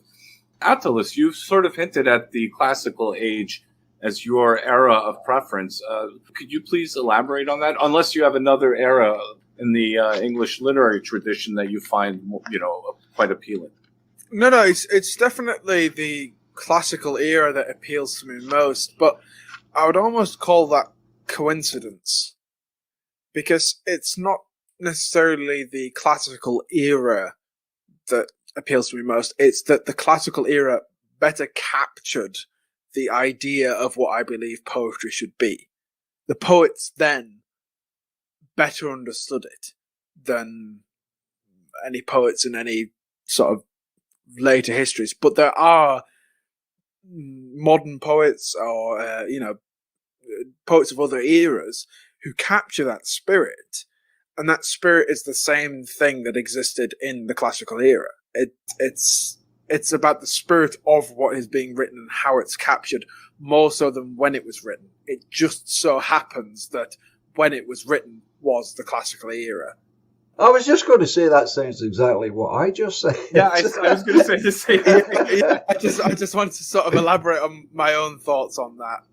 You're both looking at capturing a mood, if you will, or a mindset, maybe would be a better term. And whichever era captures that mindset is what appeals to you. So then the question is, what is that mindset that appeals to you, Attalus? Well, it's this celebration of classical heroism. It's this idea of sacrificing everything that you have, everything that you've ever known for the sake of your people, for the sake of the ones stood behind you, as well as this idea of like, honor is worth more than life. Life is fleeting, honor is forever. It's this very ancient ideal of, it's a little bit of a tangent, but in the modern day, people are born, relatively easily. I'm sure a lot of women who've given birth will disagree, but they're born, they're raised, you can have numerous children, but, back in the ancient days, chances are, there's a huge chance of a woman giving birth dying in childbirth. Right. And of a baby dying very quickly. And yet those people, even though life was so much harder just to have in the first place, they were so much more warlike than we are. They were so much more willing to give that life up for their ideals, for their honor, for what they believed in.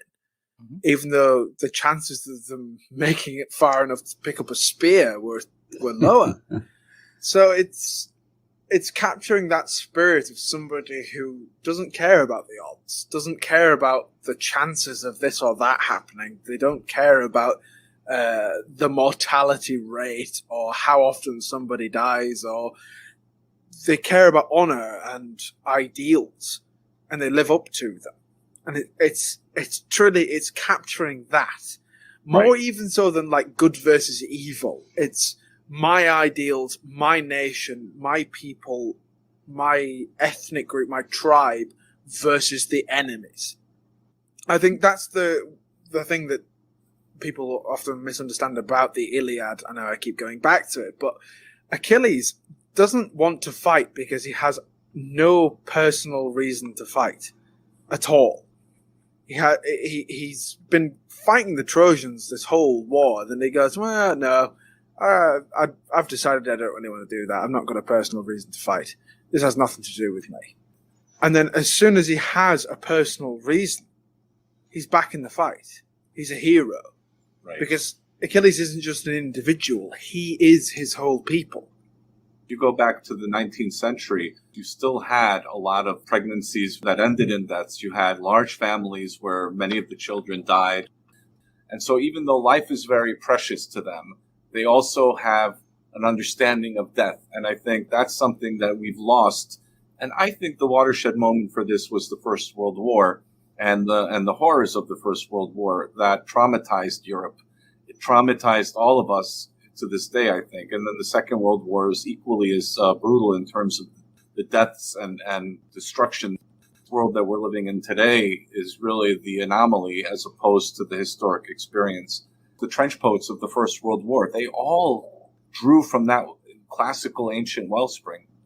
It traumatized everybody apart from Ernst Junger, apparently, who seemed to enjoy the experience. I've managed to just get like one of the original, like not original copies, but a copy of one of the original translations, and it's got his foreword in it, and he's talking about how much he respects it. It's like one of the first English translations, and he's saying, "Oh yeah, the English are great. I absolutely loved fighting them." They were fantastic. And it really captures that ancient ideal of what a warrior was, where he didn't hate his enemy, he respected them all the more because they were trying to kill him. And it's a very difficult thing for a modern person to understand. How can you fight somebody you don't hate? Right. And the ancients respected someone more because of they were trying to kill them. It's an ethos, it's a psyche that's very much been lost, unfortunately. The futurists glorified war. They glorified violence. You know, we can be critical of it and say that there are elements where they took it a bit too far, but tapping into that energy is an important aspect of this creative expression. I genuinely believe that the warrior poet must embrace the full emotional spectrum, the anger, the frustration, the force, the motion.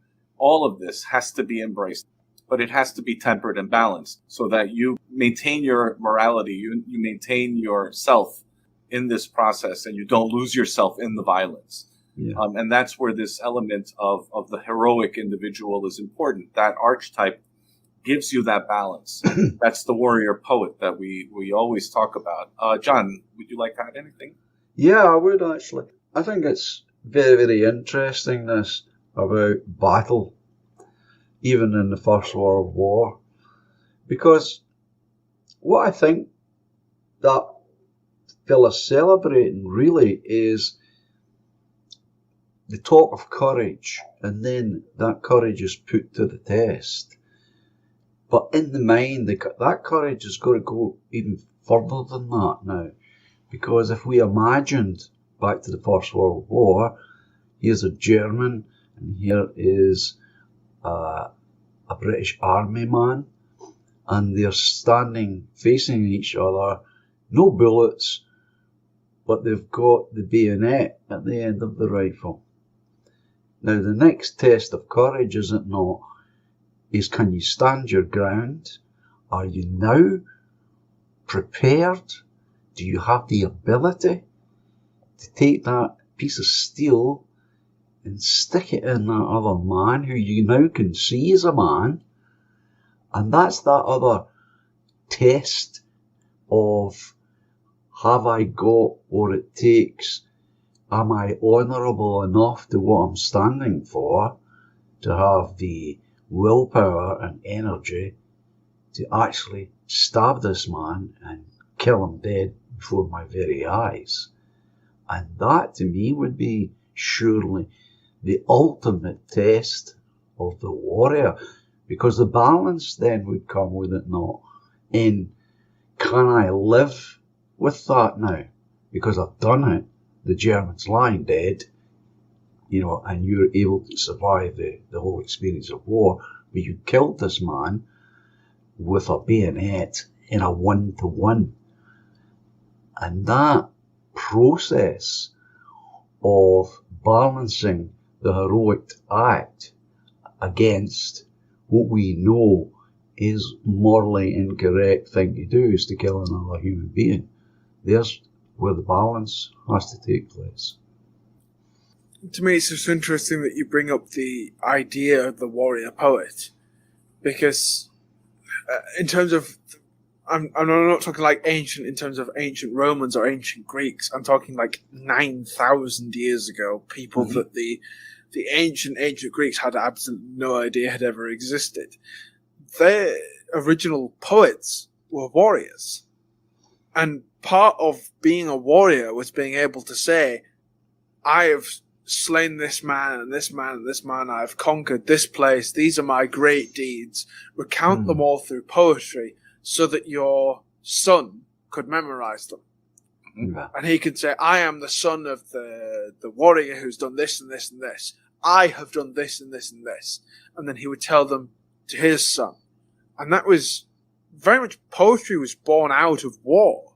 Poetry was born out of the idea of glory and honor. Because as much as, you know, people like to talk about, you know, humility and it doesn't matter what the masses think, ultimately people want to be remembered. Especially warriors with an ambition of glory. They want somebody, even if it's just one person, they want someone to go on and remember them and know that what they did was great. Yeah. And that is essentially the birth of poetry.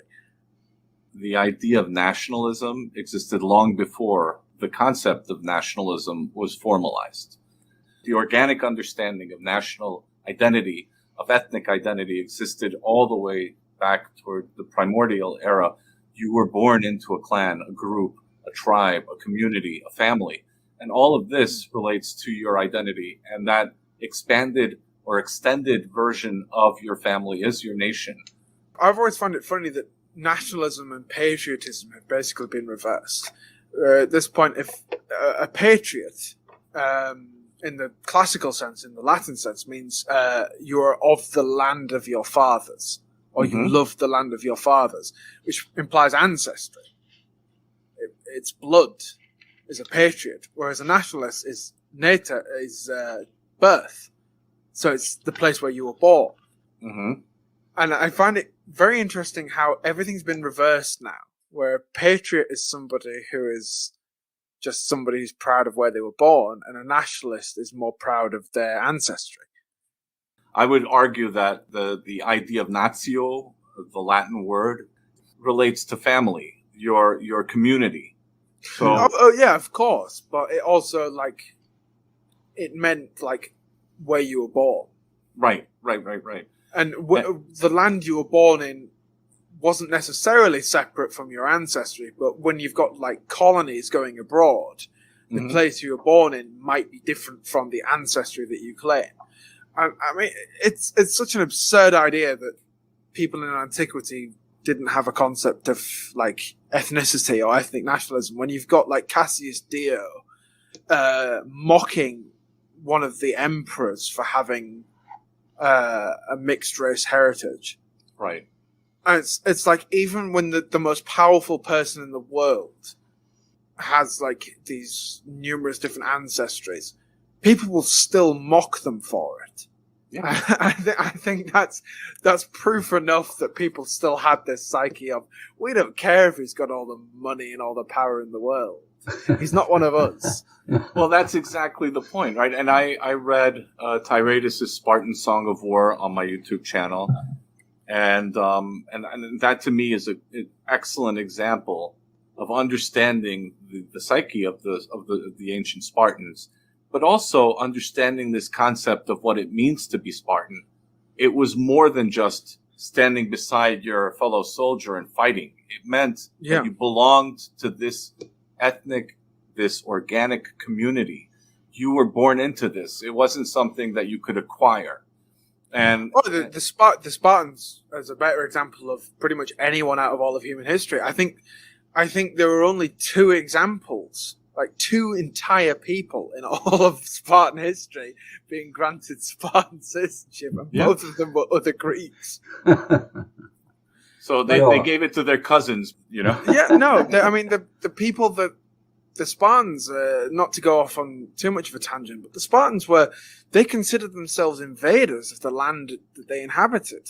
Right. The people that were living there, the natives, became their slaves. And the Spartans were just ruthless. They were outnumbered 10-1 by their own slaves, but because of their dedication to their own ethnic group, their own people, the state fell apart before the Spartan ethnicity did. Whereas when you've got a lot of, historical groups, the Romans, even the English in the modern day, the state has survived longer than the ethnic cohesion. How has modernity influenced English and Scottish poetry, also English and Scottish identity? I think it's had a terrible effect, to be honest. One of my personal dislikes in poetry is what's called concrete poetry. And as my professor at uni once said to me, he says, it's not poetry, Jordan, it's cut up prose. And that's been a dreadful experience in Scotland, because it lends itself to people who want to write poetry, but this is an easy shortcut answer to it. Whereas I'm sure you guys have like myself, struggle to try and acquire some skill at doing what you do and how you write. And it's only from that hard work does anything get produced, I think. But this concrete, cut up prose allows anyone to think that by doing this, it makes them a poet. And there is far, far too many examples in modern Scotland now. And they're getting pushed up there with really no skill whatsoever at doing what they do. I don't know how it is down in the south these days, but certainly in Scotland, perhaps because of our history, we've only recently acquired a national library, and most of the stuff that's in there is historical. So I'll hand it over to Atlas here. I think I remember seeing something of, I think it was an African immigrant went to a Scottish National Painting Gallery and did some bizarre, what might be called dancing, and recited his terrible, terrible prose and was hailed as some kind of modern Scottish poet. Yeah. And it's just it's awful. Embarrassing. It's but embarrassing. I think yeah, but I think like the English poet as an archetype has suffered even worse, because nowadays, as you said, anybody can be a poet. Yeah. Anybody can just like take a sentence, and I've seen things like, it's one of the reasons, almost saying like telling people, "Oh, I'm a poet," or "I write poetry." It's almost embarrassing, just as a concept, because people can just take any combination of words. They can write a sentence and just jumble it up into any kind of random order, and suddenly, oh, I'm a poet. Yep. It's like a poet is somebody who expresses ideas. Like a poet is to words what a painter is to an image.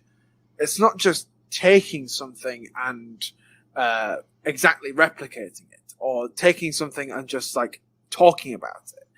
It's capturing the spirit of something. It's capturing the spirit of a moment, of a piece of history, of a place and time, of a people, of an individual, even some great hero, or whether that's, looking inward or looking outward at the events and how they respond to them. It's still capturing something.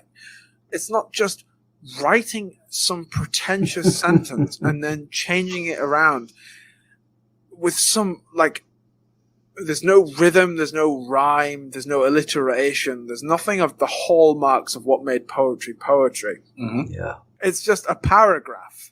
Yes. And then they just hit the enter key at random intervals, and they think it's poetry, and it's truly embarrassing. I don't know much about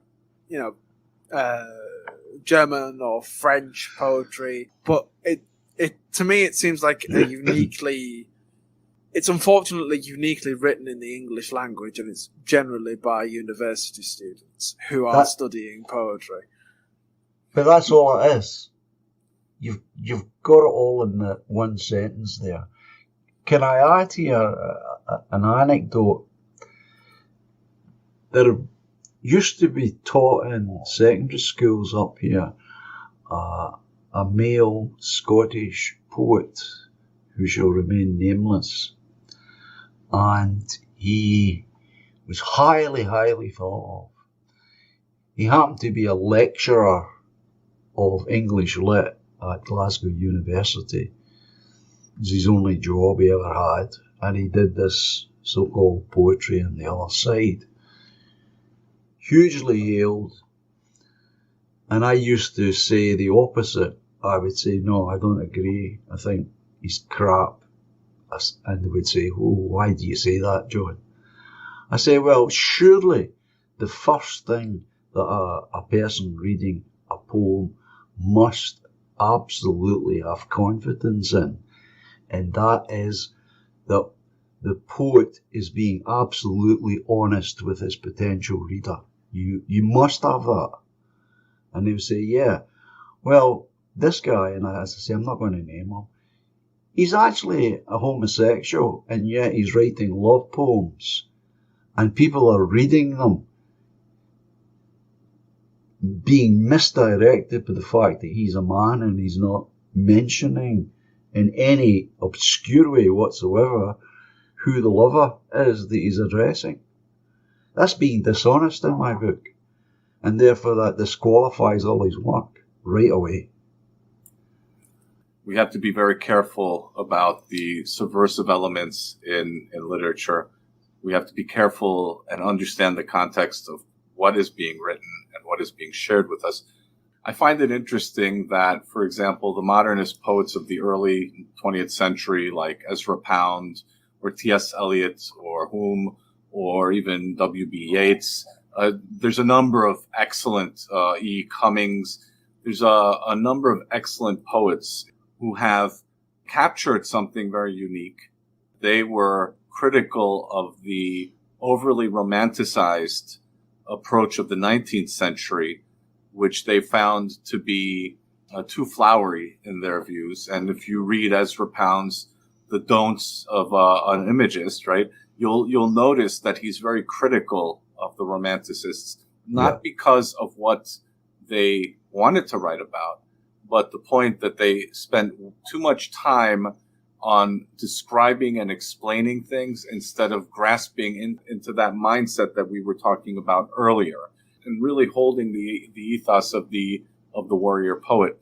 So I would say that the modernists, and many of them were nationalists. They were right wing. They were devout Christians in many cases. They were much like people in our community today. So what they were looking at was somewhat different than what we're looking at. We're looking at the people who appropriated the style and approach that the early modernists wanted to achieve, and who took that approach, and in my opinion, twisted it around and created something monstrous out of it. I think that when you look at poetry today, and there are a number of excellent poets still around, but the problem I see with the poems today is that a lot of that is self-indulgent. It doesn't really speak to us. It speaks to them, but not in an introverted way, but in a selfish way. I'm not sure if I'm making much sense with this, but what do you think about that? Well, I would say that it's almost interesting that the word romanticism is used, because obviously the Romance poems, the word Roman is very much in there. I just find it very interesting because when you read the classics, when you read Homer and Virgil, they're never shying away from the horrors of war. Mm-hmm. And I think it's kind of like self-defeating when a lot of modern and early modern poets shy away from the horrors of war to focus on the glory, because it's only by enduring the horrors that you earn glory. And for some reason, pretty much everybody who has written any kind of essay on the classics, especially Homer, just completely misunderstands that. Homer talks about a very good friend of mine. He's Greek. He's a Greek nationalist. But he's saying like Homer is almost the first lesson in human anatomy, in the way that he describes how people were wounded and how horrible how horrible their fate is. And it's only by enduring that you earn some kind of higher glory. You earn, that right to say, yes, I'm a hero because I've endured this. Whereas by completely ignoring that and pretending that, like modern Hollywood, whenever you see any kind of war films or any kind of films involving violence at all, the people they're fighting are always paper people. They're not real. They're just like, they don't cry out. They don't have lives. They don't have anything. They're just there as a stand-in for the hero to mow down. That's not glory. That's not honor. It's only by defeating somebody great that you earn greatness. That's pretty much what the Iliad is about. But for some reason, modern, and it's why I appreciate, not to name drop too hard, but it's why I appreciate Imperium Press so much, because they're trying to reclaim these classics from people who not only misunderstand them, but willfully misunderstand them. Yes. And read the Iliad as some kind of warning against war, which it's objectively not. Right. Otherwise, it wouldn't have been written.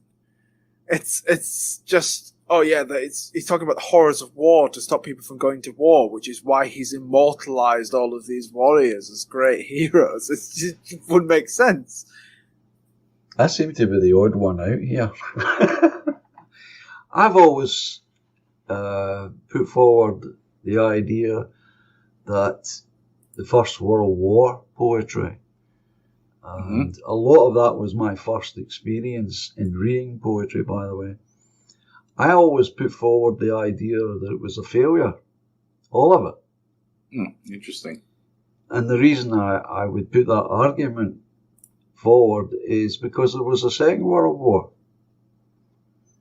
Well, the war itself, you meant, is a failure. Yeah, the works are great, don't get me wrong, they're brilliant works. However, if they were intended, as I am sure they were, to not only show the horrors of that war, but to show the horrors of wars in general as a warning not to have one. Because you have to remember, especially First World War, a lot of those poems appeared on the front pages of daily newspapers back home. In the beginning, people were fighting for individual glory, the glory of their unit, the glory of their nation. But then the evolution of warfare took away the individual glory from the battle. So it's a completely different context and understanding. I consider the trench poets absolutely brilliant poets. I think yes, absolutely. These are poems that touch upon that warrior poet ethos. They embrace it. This evolution of war, it changes the mindset. We say that as people who weren't there. Yes. That's the most interesting thing, because yes, you say that the First World War happened and then the Second World War happened. But if you read the recounts of people in the Second World War, they're still telling tales of glory. We've still got these stories of bomber pilots ramming other bombers out of the way and saying, "Oh, well, I will see you in Valhalla." I can't remember the name of the pilot who said it, but that was, they still had these ideas of and we got told that in history lessons in school, in the last 10 minutes of the war, there were officers who were leading their men out of the trench towards the enemy in some kind of last-ditch attempt at glory. And yes, we can see that as a futile discarding of valuable life, but equally, that's some semblance that even after all that warfare, those ideas of fighting the enemy for the sake of fighting them were still there, even in the last 10 minutes of the First World War, which is mechanized warfare, it's industrialized warfare. Right. Absolutely. It's like comparing modern factory farming to ancient pastoralism. Mm-hmm. It's not the same thing. It's the same thing in a horribly corrupted form, but still there were men who clung to these ancient ideals. The war wasn't enough to destroy those ideals. And I don't think we should let those ideals go because the majority let go of them. Maybe I should rephrase what I was saying. The spirit is still there. If we give up, then that's when the spirit dies. But we cannot give up. That's the whole point of this. And even today, you'll see young poets like yourself, Attalus, who grab onto this warrior poet ethos. When you embrace that warrior poet ethos, that means that it's still alive. It's still there in our soul. I think what happened after the First World War and the Second World War was that those experiences were more of a shock to us in understanding that it's changing. Things are changing, and we have to change with the times. We have to embrace. To an extent, yes, we do have to change, but at risk of having secret police raid my house. The events we've seen in Afghanistan have kind of proven that completely wrong, because we have one side with a modern military doctrine, a modern military ethos, training, equipment, fighting against some guys who wear rags and have goats and like weapon systems that are outdated by 100 years, and they just pushed the most advanced military on the planet out of their country, and it's still this idea that like morale and the will to fight will outdo anything. Could I just deflate that just a little? Please. Yeah. I know there's more to it than that, but still. The American military have not had a victory since they faced a greatly depleted German army in the Second World War. Yeah. And it's been they're still the most made advanced. deliberately. It's been deliberately made worse by the agenda that's been going on far too long, of course. Yeah, but even that is a matter of morale. The Germans that they were facing kind of knew that they were doomed. By that point, they were on the back foot. Yeah, of course. It's still a matter of morale. That yes. It doesn't matter how. It's kind of proven my point. It doesn't matter how great your equipment is, how advanced your training is, how much you pay your soldiers. If they don't want to fight, they're not going to fight. Right. Sure. And that's, we've kind of, that's been proven. We've seen that in Afghanistan, and we've seen that amongst the American army. Whereas I can almost guarantee that there are some like hillbillies in rural America who don't even have access to the internet and think electricity is some kind of modern magic, that will be able to just keep fighting no matter what, and they're going to win. Oh yeah. I mean, I do take your point entirely. I think my whole notion about the poet in war comes directly from the very first poem that I'd read, which was a Sassoon, Suicide in Trenches. And I had never, ever considered that idea at all until I encountered that poem. And it's just simply an observation of a young boy. The whole experience is too much, so much so that he kills himself with his own rifle. And that whole idea just horrified me. I personally have never got over what went on in the First World War, never mind the Second. It's so horrific. So that was the first poem that I'd ever read about war at all. And it has coloured that view. The idea that it can be so bad for some people that they would rather die than try and survive it.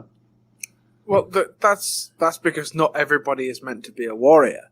Of course. And of course, unfortunately, I don't know how aware you are of this, but in the modern culture, sort of amongst people of my age on the internet and that kind of thing, they're obsessed with this idea of everybody has to be a warrior. Everybody has to be some guy who's willing to die for the cause. Yeah, pick up a broadsword, a Zweihander, and fight 1,000 men on his own, and you have to be willing to do that. It's like, not everybody's meant to do that. Well, certainly not at 75. Yeah, but it's like societies aren't meant to do that.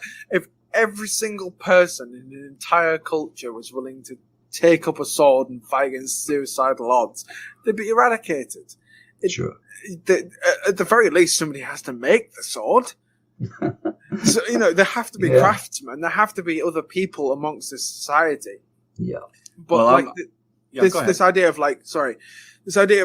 conscripting absolutely everybody to go and fight. Of course you're going to get people who should not be there. That's not calling them cowards. That's not calling them weak. No. It's not their purpose to be in that environment. Yeah. Why would they be? Even when you hear about like ancients, when they would line people up and they would say, right, we're going to war, we need so many men. They would go through and they would actually like have a system of conscription where people who were obviously not suitable would not be taken. not only is that going to be bad for them and bad for society, but it's also going to be bad for the men who are fighting, to have people who don't want to be there fighting.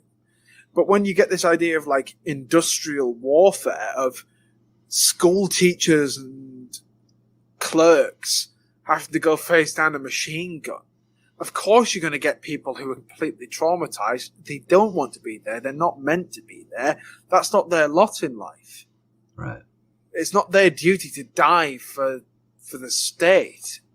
It's like a warrior dies for war, for what he believes in, for his cause, not because some government official told him to.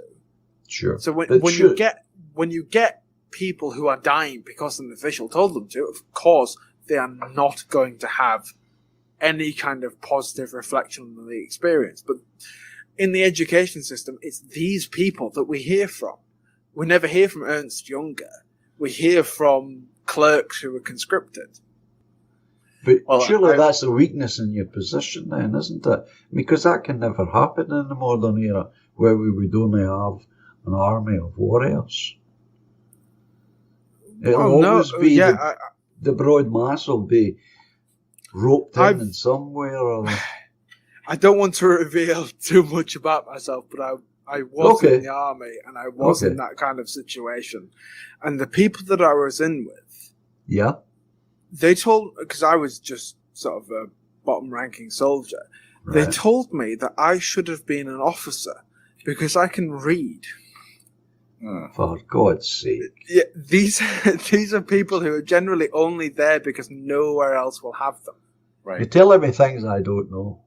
There are people that they've got into a few scraps. Some of them maybe even been to prison. Right. Some of them have, and the army is their only second chance. Right. They're not people who have gone to hone their skills or become embodiments of war or be a warrior and lord over the masses on the battlefield. They are people who don't have anywhere else to go. So they're not even there to be trained to become an electrician? No, they're mercenaries with a flag. Right. That's ultimately what the modern military is, unfortunately. I want to provide a contrast to this. And I also want to clarify that I'm not suggesting that the warrior ethos is gone. I'm suggesting more that the industrialization of war has provided a completely different context and understanding of how we express this through our art, how this is expressed through poetry. And we have to also understand exactly these important questions that you're bringing up, both of you, in understanding this in terms of the literary expression. But as a contrast to this, I would like to say, just to give one example of the Hungarian uprising of 1956, where the Hungarian freedom fighters were not conscripted. They weren't warriors, traditionally. They were mostly students and factory workers. And they stood up against an overwhelming force because of their love for their country, their desire to be a free country. There's many arguments about this and many theories, but I can tell you from firsthand knowledge from people that I've grown up with who were there, who fought against the Soviets in 1956. This was not an ideologically driven uprising. This was an uprising of identity. And in those cases, these are exceptional situations where the population is called to action. And you have these young people who are normally students, maybe teachers, maybe electricians, factory workers, who become warriors in this context. But I want to emphasize that not everyone who participated in the uprising of 1956 was a freedom fighter. There were a lot of people out in the country and the city who supported the freedom fighters. So there was a distinction, but it was more of an organic selection, a natural selection, if you will, where people who felt compelled to fight fought. Those who felt compelled to help them and support them supported them. And there was no judgment on who did what. It was all for the common good and for the cause. But exactly, that's what you've just defined there is a state, a tribe, a nation. Mm-hmm. People have their place, what they're good at, what they're born for, and they go and do it. There's no judgment. There's no looking down on anybody else. It's Exactly. they're your people. So- Looking down on your own people is only going to lead to disaster.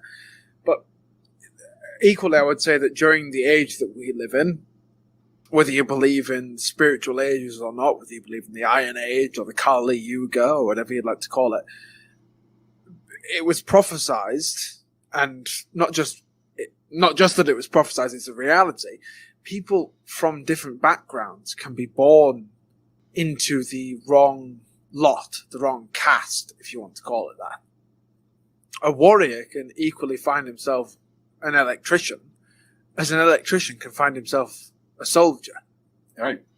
It's not like you're not embodying your own principles. You're just going with the lot of life because you have no other options. You learn what you have to learn and you get on with it and you try to make a living so that you can raise a family. Mm-hmm. It's as I say, it's tragic in a way, but it's Excuse me. it's almost inevitable. Could I just butt in here? By all means. Well, if you're right, Atlas, and I really hope you are, that would mean, God forbid, that if some kind of street battling started in the UK, if I've understood you, then the natural warriors would hit the streets and people like me would be somewhere behind them trying to get their whatever they needed to carry on the fight. Yeah. Well, but surely that's likely to happen then. To an extent, yes, but the idea of a warrior isn't just somebody who is going to throw his life away just No. because a fight has started. Otherwise, you would see No. you would see genuine warriors in pub brawls or people in punch-ups outside, drunken. Well, the missing element, of course, is training. No, I would disagree. Yeah? Because I've known of a lot of people with very good training who are not warriors. Some of them have been drug-addled wrecks with very good training. Okay. Training isn't like there's as much as people might not believe this, but there is absolutely zero recorded instances of Spartans ever performing weapons training. Okay. Ever. There's no recorded instance of it. Training is not what makes a warrior. A warrior is born a warrior. Through training, he hones his skills and he becomes more ready for what he has to face. But there's no amount of shooting cardboard cutouts of people can ever really train you for killing another human being. I would think no. Especially one you don't have any kind of problem with. I mean, even during the early medieval period, you had a lot of knights who, when they weren't fighting, they were managing the lands that they controlled, that they were responsible for. Yeah, I mean, that's not just reserved to the medieval period. That's all of European history. Correct.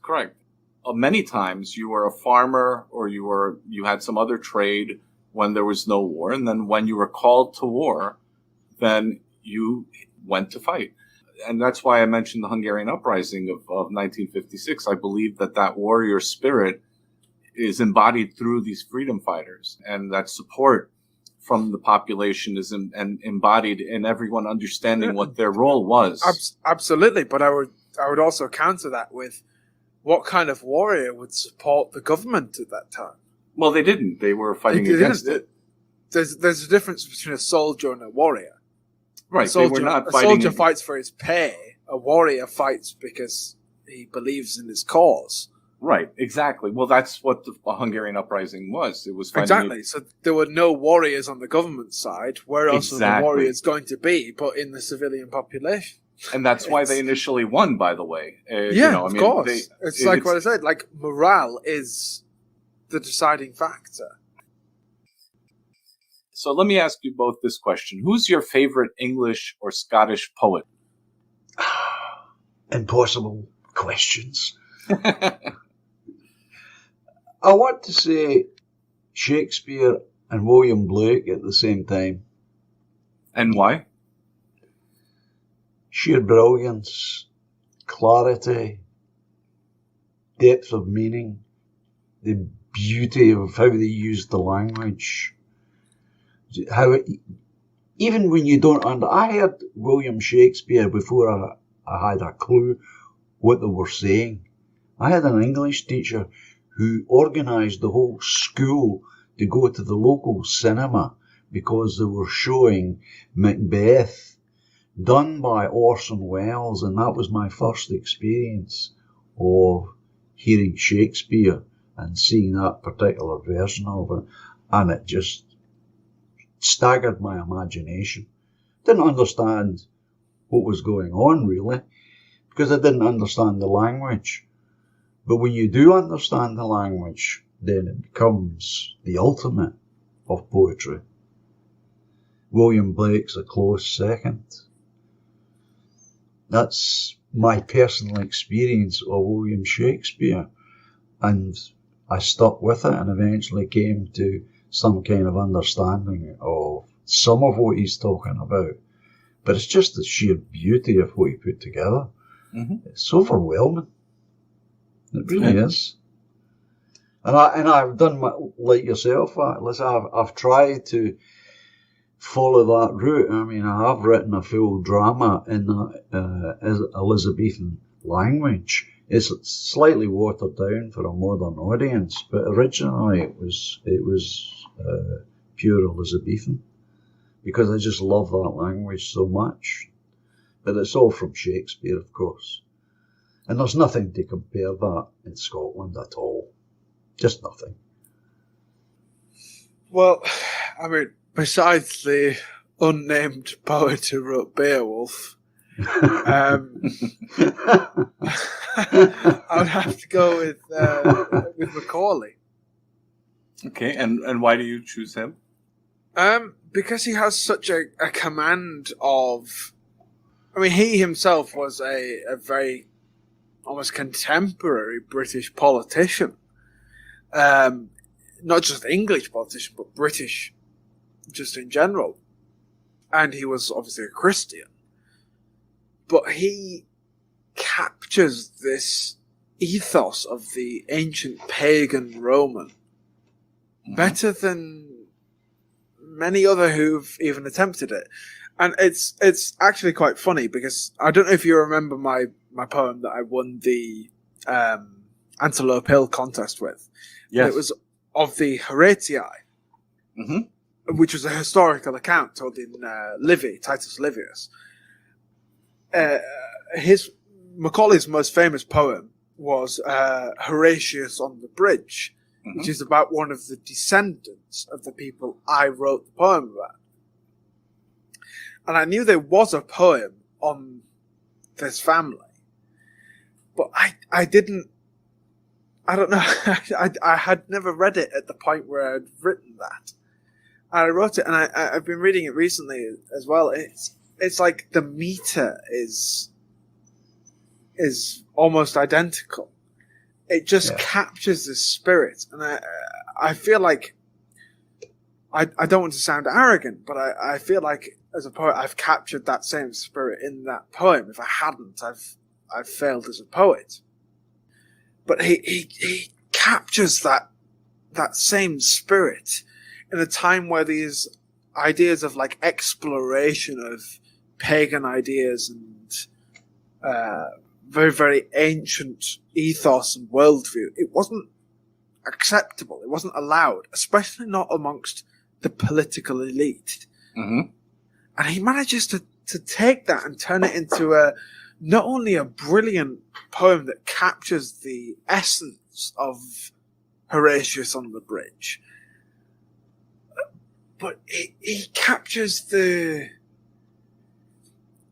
spirit of the time, and he makes an entertaining poem out of it. Right. And I feel like that's something that a lot of poets miss. The fact that poetry was an invention of ancient warriors to stand in front of everybody around a campfire or whatever and tell this story of the greatness of their fathers and their grandfathers and their great-grandfathers. It was this idea of telling a story. Mm-hmm. And that has to be entertaining. And I feel like people miss that. The fact that like this poem has to grab you and take you in and take you on a journey with the characters and take you on a journey with the plot line, the story of it all. And history provides far more interesting stories than fiction ever will. I agree with that. There are things, there are historical events that you couldn't believe if they were written as fiction. Mm-hmm. Could I ask? Macaulay captures that. Sorry, go on. I was just going to ask both of you, especially yourself, do you accept inspirational work? Have you had any inspirational work of your own? Or is it all inspirational? What do you mean by inspirational? Something that seemingly comes from nowhere. Oh, absolutely. There's a reason all of the ancient poets invoked the muses. Yeah. Or thanked the muses before they started. Well, that's what I'm driving at. Yeah, absolutely. It's a poet is more a shaman than an author. Mm-hmm. Yeah. He's someone who captures something and channels it, more so than someone who dryly writes a Wikipedia article about a battle. Yeah. Right. Yeah. Or writes an article that completely doesn't understand the point of the battle. Exactly. So yeah, go ahead. I just say, yes. Then we're in agreement then that all of us have experienced inspirational writings. Oh, absolutely. Yeah. Well, that's really nice for me to hear because I've never heard anyone say it before. Yeah. I would say that everything that I've written was inspirational. I'll capture a theme, an idea, and then what I'll do is I'll build upon that idea through the poem. And then it essentially evolves as it's supposed to evolve. Yeah. It becomes... That is poetry. That is, yeah. As far as I'm concerned, that is what poetry is about. It's not about, as I say, dryly writing about something that happened exactly. Mm-hmm. It's I recently wrote a poem on Alexander the Great's charge at the Battle of Issus, and everyone have been talking about how, the Persians had this amount of infantry and they were equipped with this, whereas the Greeks had this amount of infantry, and they were formed up in the Macedonian phalanx, originally developed by Philip of Macedon. It would be so boring. Yep. Nobody would be able to read it. You have to capture a moment. You have to capture the feeling of what it was like to be there. Exactly. I wrote a poem that speaks to this, and the title of the poem is "You Were Never There." So I can read it. I don't know if you're interested.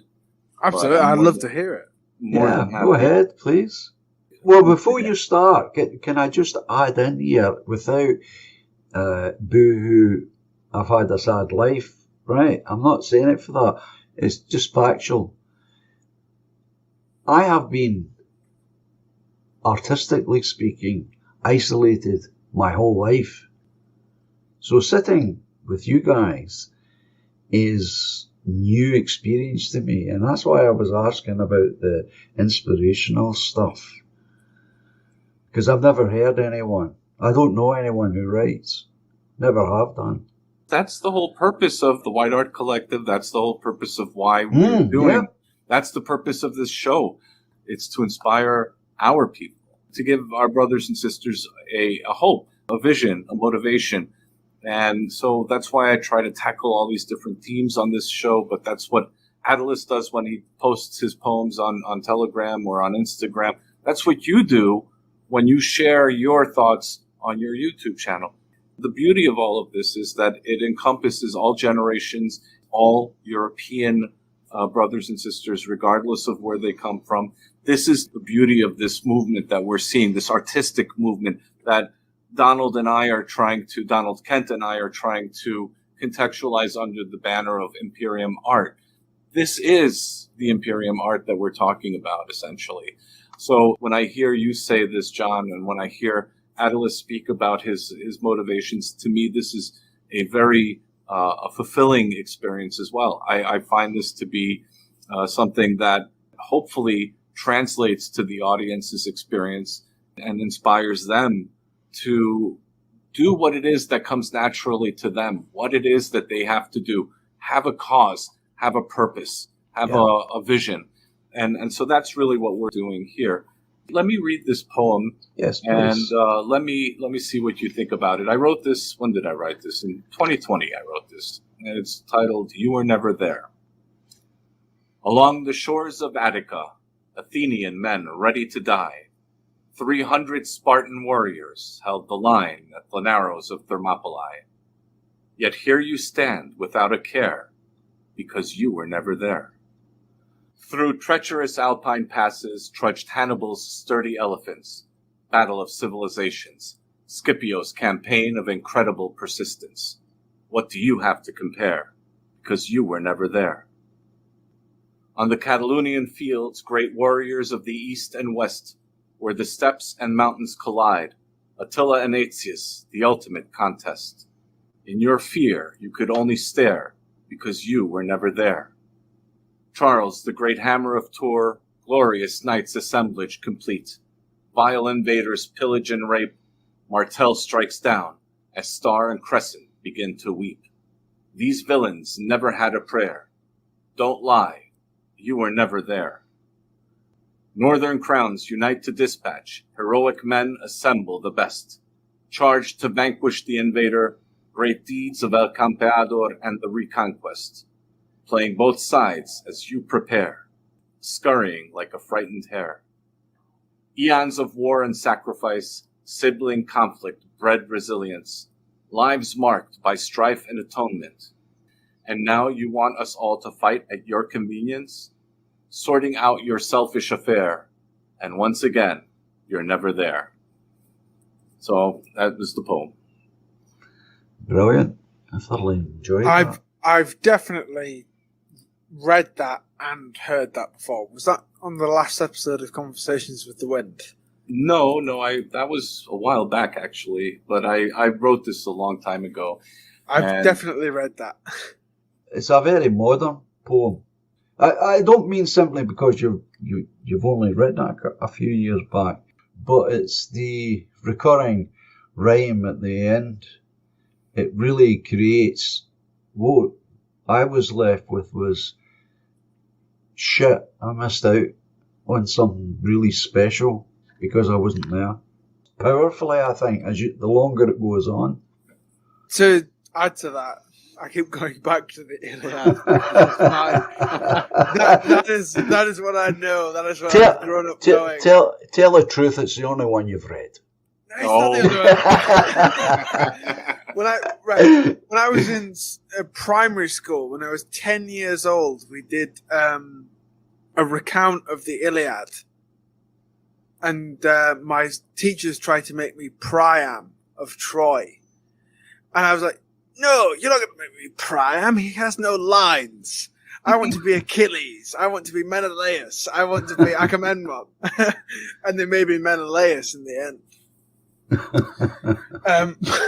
But like I've known this story since I was very, very young. And a recurring theme of that is a point where Athena is talking to Diomedes, and she tells him, he's like retreating from Hector and Ares. He's like fallen back because he knows there's no way he can beat them. And Athena turns up and she says, you are not the son of your father. And she tells him all of the glory of his father, Tydeus. And she's saying like, oh, he went and did this. The goddess of wisdom, told him, you might want to hold back from that. But he didn't. He charged in and he started trying to earn his own glory, and he succeeded. And it's this constant, like, it's not dishonorable, but it's almost like ridicule. Mm-hmm. It's almost like you are not as glorious as your father, otherwise you'd be out there fighting. And that's the same thing that poem captures. It's like, look at what your ancestors have achieved. What are you doing? Exactly. Watching Coronation Street. Yeah. But that's the point that Atlas is making, and he makes it very well. He does. You're left with, shit, I missed out on all that. So if you want to live up to your ancestors, then you cannot abrogate this responsibility. You must carry that torch. What we're advocating for is honesty. Yeah, absolutely. And because the battle isn't always a sword. The battle is often standing there in front of everyone and telling them, no, I'm not going to accept this. You're a warrior if you have the courage to stand up in front of a crowd of people, to just stand up and look at them and say, no, I do not accept this. And you live with the consequences of that decision, then you're a warrior, in my view. That's the thing. People now, because of the difference in warfare of the ancient times versus mechanized warfare of the modern day, people unfortunately misassociate the ideas of the warrior with the ideas of picking up a physical weapon. Exactly. But the nature of modern weapons is designed to mean that anybody can pick them up, point them in a direction, and pull the trigger. That's it. That's all you need to do to be a warrior. That's not a warrior. That's a soldier. It's fundamentally different. Mm-hmm. So by your definition, Nullis, that would make people like us warriors. In that sense, yes. I mean, when you stand up, never thought of that. Well, I mean, we are true poets, which means that we're warriors by nature. That's how it's always been. It's only recently that warriors and poets have been separate. To me, the term warrior poet, as great as it sounds, ultimately it's an insult because it implies a separation between warrior and poet. Right. Yeah. When there isn't one. A warrior, even if we imagine some kind of brilliant world where nobody fights one another and we're all peaceful and we all hold hands and sing Kumbaya, a warrior is still somebody who embodies an ideal and is willing to die for that. Right. A poet is someone who captures an ideal and expresses that.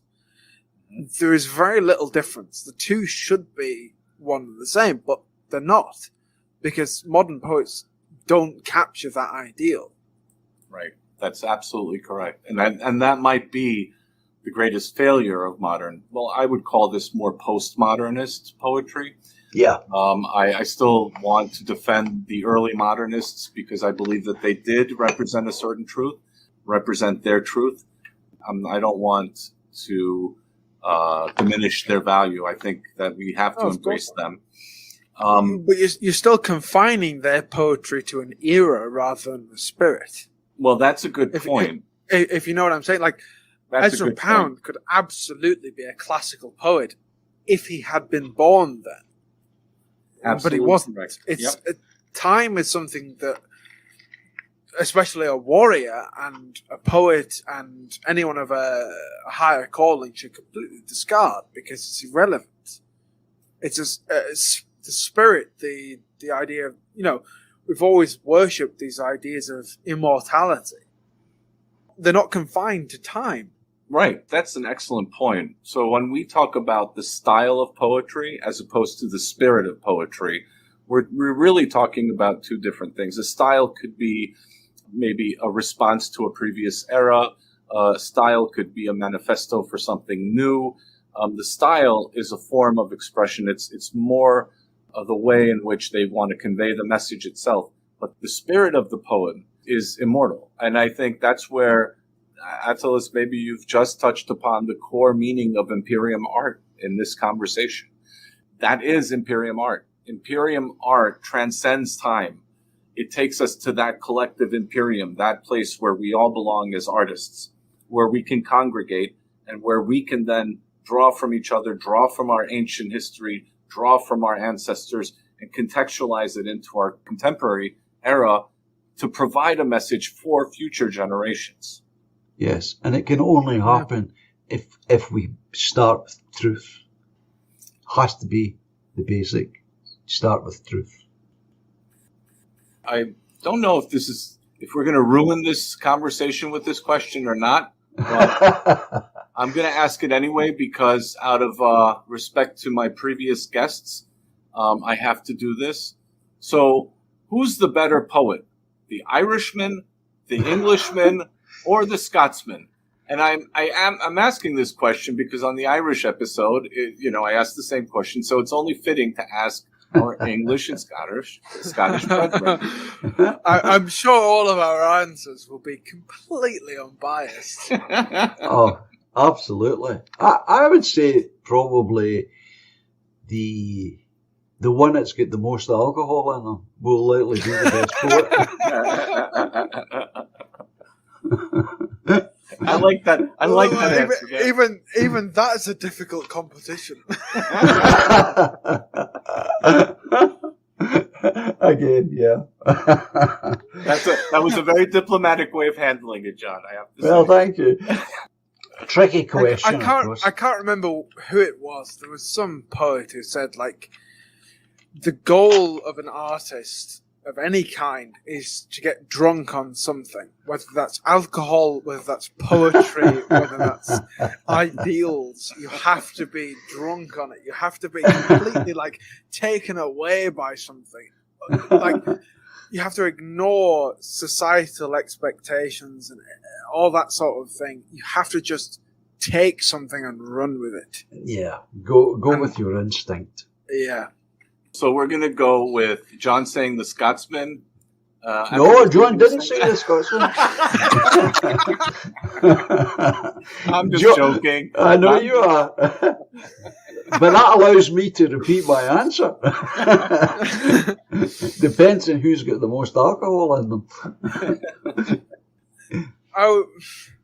For me personally, and I don't mean to sound biased, when I say this, but it's going to be. I think it's obvious that I believe that the greatest poets were the ancients. So the ancient Greeks, the ancient Romans. These are the people I believe the greatest poets. I think that the English have captured their spirit in poetry better than anyone else. So I believe that the English are the greatest poets, but that's only because we can better replicate what the ancients have already done. Not because we're better than the Scottish and Irish inherently or anything like that. Well, I'm going to put myself forward as being the greatest because I could probably outdrink both. Everyone should.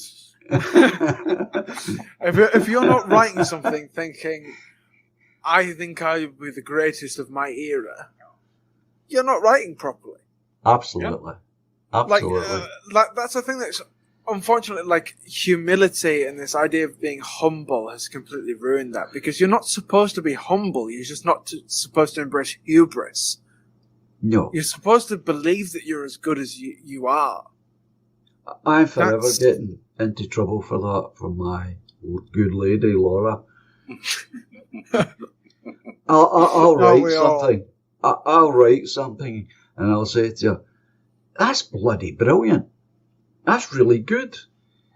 He says, hey, well, nothing like blowing your own trumpet. Yeah. But you see, we have a thing in Scotland, and it is real, by the way, lads. We don't mind success. Any Scot can have success, but you can't be too successful. Are we going to pull you down? Well, that's the thing. People want to see successful people fail because it makes them feel better about themselves. Yeah, and that's an inversion of how things used to be, because it used to be that a successful poet, a successful warrior, a successful politician, a successful anything was an avatar of your people, your tribe, your town. He was a representative of all of you, so you could be proud of his success. Whereas now, in this sort of age of individualism, yeah, it's been reversed. Where it's like, okay, yeah, he was my next door neighbor, and he's been really successful. He doesn't represent my street, my town, my people. He represents himself, and I don't like that. So I'm going to try and tear him down. Yeah. I don't want to plug myself too much, but go on, plug yourself. I'm currently writing. It's an epic poem. It's huge. It's really, really long. I've been talking to my publisher, and he said, like, we're going to have to split this in 3. Wow. And I originally came in with the idea, and he was like, yes, this is far too long to be one solid book. But it's very much based on the work of Homer. I won't say too much because I don't want to ruin it, but it's a story of the Second World War told as if it's the Iliad. Oh, brilliant. So it's about the glory and the honor of both sides trying to fight.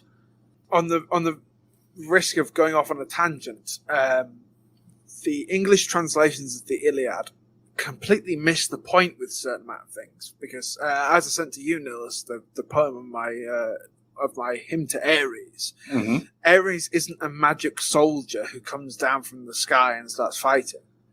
Ares is battle. He is war. And the English translations always separate that. They separate the raging battle from Ares, who becomes a character who descends from the sky and he fights alongside whoever. And I was writing this, and I managed to find a way to make the character who kind of is Ares, he is the god of war, and managed to find a way to make him both Ares in the Iliad and a character. Right. And it's by telling the story, not just the poem, but the story through metaphor.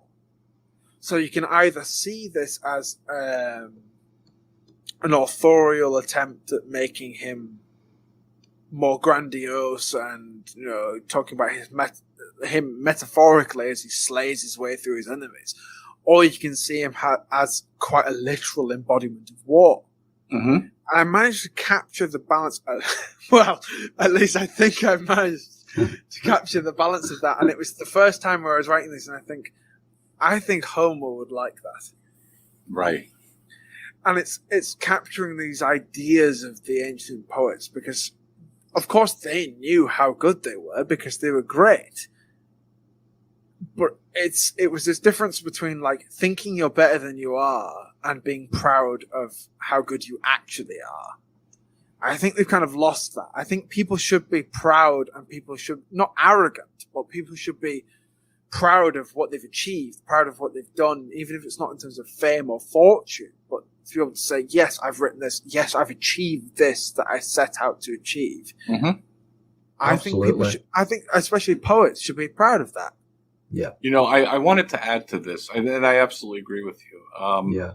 The question of humility, I think, is often misplaced and misunderstood.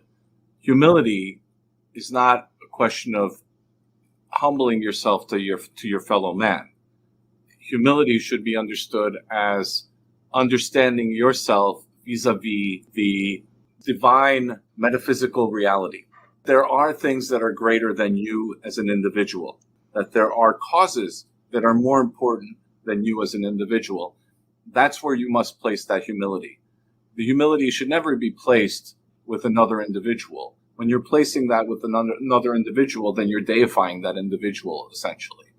And we don't know what a demigod is. Right. I would like to add in here, though, folks, back to yourself there, Aetalus. This work that is it finished? Not quite. It's continually ongoing. It's okay. It's been split into 3 volumes. The first, but it will finish. Definitely, I'm working on it daily. Right, but the point is, working full time. I've cut down how much I'm working just to concentrate on.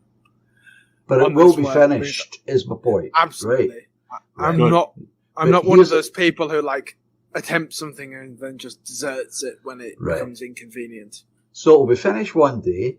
So here's the question, because I'm sure I know what the answer is going to be here. It's finished. You take it to the publisher, it comes out. How long will it be before you say to yourself, I could do better than that. I could do something better than that? Probably about a split second after I've sent it in. That's my point. There's where your humility comes in. Because as you're handing it over, you're saying, this is the greatest piece that's ever been written. And then when you let it go into the world and you have no longer control over it, you suddenly say to yourself, no, I can do better than that. I have my next 2 epic poems. Well, there you go. Planned, there you go. Once I've done this, right, my next best one is going to be this, and then my next best one is going to be this. That's my point. I don't want to be... That's where the humility is, isn't it? Because when you start this next work, you're going to be at the bottom of the mountain again. Right. Well, yeah, I mean, it's the same with, to risk seeming pretentious, but like physical fitness is very much the same thing. Yeah. As I said, I was in the army for a little while, and then I left, and I got very, very ill, like really seriously ill, like not being able to get out of bed ill for months at a time.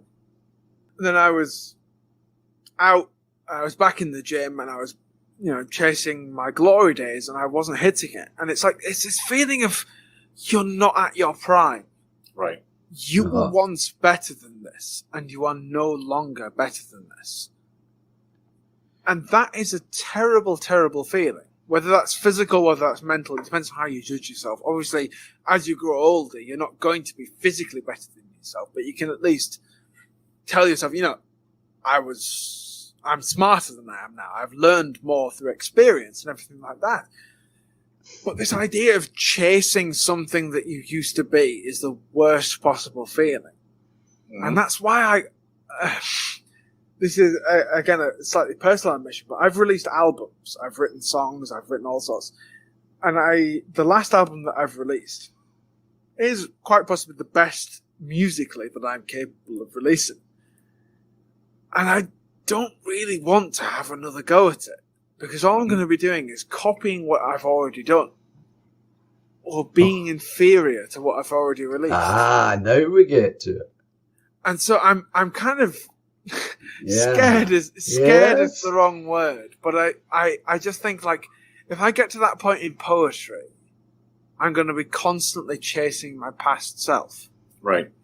And I hope that I can keep advancing and keep going towards an ideal.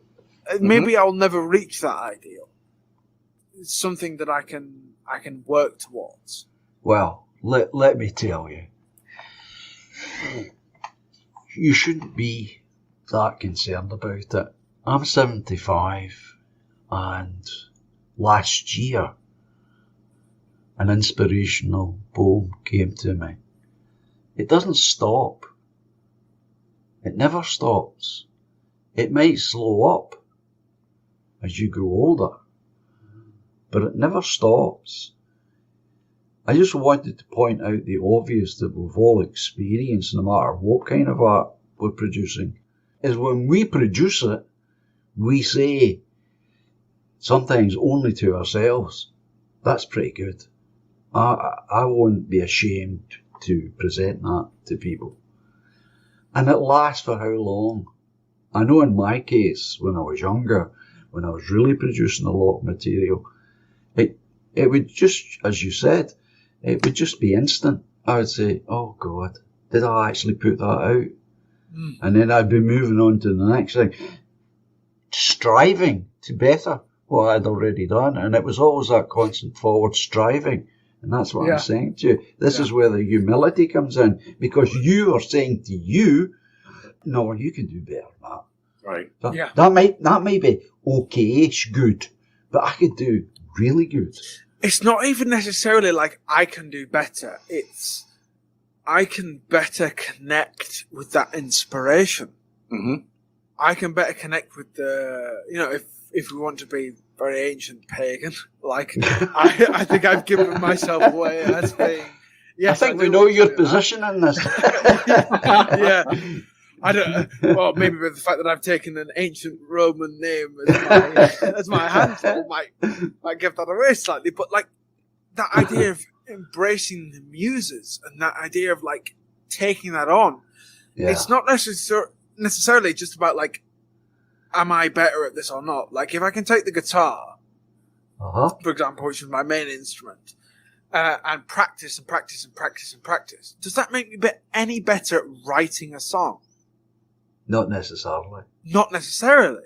Obviously, you've got to learn techniques, you've got to learn scales, you've got to learn that kind of thing, but you don't necessarily need to know all that to just embrace the flow of creation. Always remember, though, that any more than 3 chords and it's jazz. That's a quote from Woody Guthrie. I didn't make that up. Gentlemen, I'd like to jump to the last question, and then we're going to wrap up this conversation. How could the greater European and white community learn from the English and Scottish cultural and historic experience? As we've been discussing on this, I think that from the Scottish you can learn how to deal with trauma and defeat and still remain proud and individual as an ethnic group, as a cultural group, as a linguistic group. You can look inside yourself and have that sense of self-reflection where the outside world doesn't influence how you feel about yourself and your people. And from the English, it's that intrepid explorer, spirit of conquest that you can take anywhere, and you sort of think it's not unique to the English necessarily, but the English definitely embody that. We can go to this foreign country, and the better we make them, the more they'll be like us. And it's this. I think that by combining the two as this belief of conquest and glory and honor as you go forward in life, you shouldn't lose that ability to look inside yourself and realize what is truly going on. You as an individual. Right.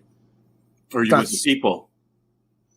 Yeah, exactly. But an individual should be an avatar of his people. That's correct. Not just himself looking for his own selfish needs. Because if that was the case, then, I don't know, Diomedes, Achilles, and Hector would have all become businessmen. Right. But they didn't. Right. Glory doesn't come from advancing yourself as an individual. It comes from advancing your people. And as an individual, becoming the embodiment of your people. Exactly.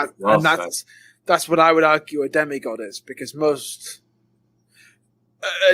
as I say, at risk of going off on a tangent, most demigods were founders of states. Perseus was the founder of Mycenae. Theseus was the founder of Athens. You have Lycurgus, who was the founder of Sparta. Romulus, founder of Rome. Hengist and Horsa, who were founders of Anglo-Saxon England. You have Ragnar Lothbrok, the son of Odin, who was the founder of Scandinavia and to an extent the Danelaw, Scandinavian England. All of these demigods are embodiments of their people. Right. They're champions of everything their people represent, and they become, in that sense, eternal ideas. And that is what I think any man who believes he can represent his people should strive for. That's really beautifully stated. It certainly is. And you expect me to go after that? Yeah. Well, go for it. Well, what can we get from this experience? The best example I could point you to is shown very well in the film Zulu, where you have the British Army. And in that British Army, we've got Welsh, we've got English, we've got Scottish, and we've got upper crust English. And yet, the few number, a couple of hundred men, hold off the whole Zulu army because they're united in every sense of the word, not just to survive, but they're united in their common cause, and they are also united spiritually. Not just through, and when I say spiritually, I don't necessarily mean a Christianity type spirituality, but just the fact that we're spiritual beings, that united those men together. And yet, when we, as we've talked about tonight, about the various histories, what we've done to each other here in this island, all of that goes away because it's temporary. And what unites them is the things that was always going to unite them, is the things that I've just laid out. And it's shown in that film if you've never seen it. It's just a classic piece of cinema. It's a beautiful film. Absolutely beautiful. And I would say, like, beyond what the British have done to each other to unite, another theme of that film is what we did to the Boers. Yes. The Dutch South Africans. And even, historically and in the film, they are, well, okay, we'll cooperate with you. Yeah. Despite the horrors that happened during the two Boer Wars. Boer Wars, yeah, exactly. Exactly. It's a fantastic piece of film. I cannot. There's so little. Like, you have people have complained that it's got some kind of political or religious axe to grind, but it absolutely doesn't. You have this one character who's hard as nails, and he hates Christianity and all it stands for, and he thinks it's a load of nonsense. And then you have the platoon sergeant, who's also hard as nails and quotes from the Bible. That's the colour sergeant, of course. Yeah, the colour sergeant, the two of them sort of, their religious ideas and philosophy is completely like evaporated. Amongst the philosophy of them as warriors. Yes. Who are facing overwhelming odds. and that's where the beauty of the film comes from. It's absolutely fantastic. And I don't think anything like that would ever be made again. Oh gosh, no. But of course that was the central flair in that got that made. Well, as I've said about like the Homeric ideals, it never portrays the Zulus as evil. No, absolutely not. It portrays them as heroes of their own nation. We just happen to defend against them. Yeah. Again, I think that's very, very important that there's this kind of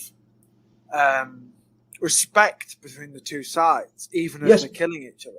But they honour each other at the end. Did you hear what the Zulu king said about the film when a lot of British university students tried to get it banned as racist? No, I didn't see that. The Zulu king actually said, "That is a stupid opinion. Shut up. The film is..." He says it celebrates the respect that two warrior armies have as they fight one another. Yes. And the weird thing is, he was actually in the film. He was one of the extras. Yeah, the current king of the Zulus was an extra in the film Zulu. Right. And he thought the film was fantastic. Just for the audience's sake, this is Zulu from 1964. So if anyone wants to look it up, the title of the movie is Zulu. Yeah. They made a sequel to the film, and it's awful. Yeah, don't watch that. It's terrible. Like, the author of the book just said, please don't watch this film. Yeah, this is the version narrated by Richard Burton, just for anyone, just so that they know which one it is. Yeah. Gentlemen, so let's wrap this up. This was an excellent conversation, and it went in directions I had no idea we were going to go, and I loved every minute of it. So before we end this episode, please tell the audience where they may be able to find you and your work. Attalus, let's start with you. Poetica Ateli, the Instagram channel is the best place to find me. I've got the biggest following on there. I've got a Telegram channel of the same name. and the Aristogenesis YouTube channel. It's not been active for a while. It's not because we've given up on the cause, but because everyone involved has other projects, other big things they're attending to. We are working on some more episodes, especially dedicated to the Iliad itself. Wonderful. I would look forward to that. Yeah, so we are getting back on that, but other than that, Poetic Etatelli on Instagram, that's the best place to find me. Excellent. And it's an excellent channel. I've subscribed as well, and I recommend it to everyone. John, how about you? Well, it's easy to find me because I'm only in the one place, and that's YouTube. So the channel name is John Davidson - The Blethering Pensioner. And Perfect. It's mainly live streams. Because I'm going into real life politics this year, I decided not to leave any ammunition lying around for our political foes and enemies, so I deleted most of the content that I had for that reason. That makes sense. And I also wish you the very best in your political endeavors. I hope that you get a lot of support, because we definitely need people like yourself in British politics, in European politics, in the greater brotherhood of the European man. We need people like you. And we also need people like you, Attalus. And I just wanted to say that I had a wonderful time speaking with the both of you, or speaking with two of you. Yes. I just totally ruined this last part of it. But so I had a wonderful time speaking with you. Thank you again for your time and your thoughts. Oh, it's been wonderful to be on. Yes, brilliant. Great honour. Thank you. Thank you all for granting me your time and patience. It is through art that we can achieve the highest standards of decorum and elegance. It is through art that we can move our brothers and sisters to finally awaken. It is through art that we can seek the face of God. I hope all of you and your families stay safe during these precarious times. Focus on what matters. Our people have been through worse, and we will always rise again. Our strength lies in our ability to love and respect each other. Our strength is defined by our ability to set aside our differences and fight alongside each other as sons and daughters of Europa. I will end this episode with a beautiful song by the great John Davidson titled The Old-Fashioned Way. Have a good evening.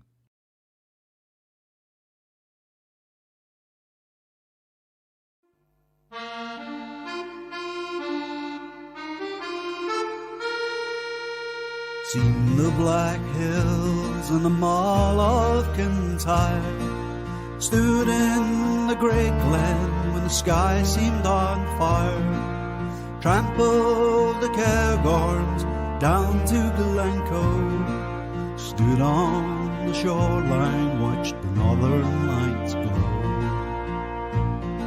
So here's to old Lang Syne, God bless bonny Dundee, and the haunting words of the Scaffold song mean so much to me. Often I've walked down Edinburgh Mile, felt my heart lifted by Glasgow's great smile, toasted the bard in the usual way. I like the old song sung the old-fashioned way. So here's to old Lang Syne, God bless bonny Dundee, and the haunting words of the Scaffold song mean so much to me.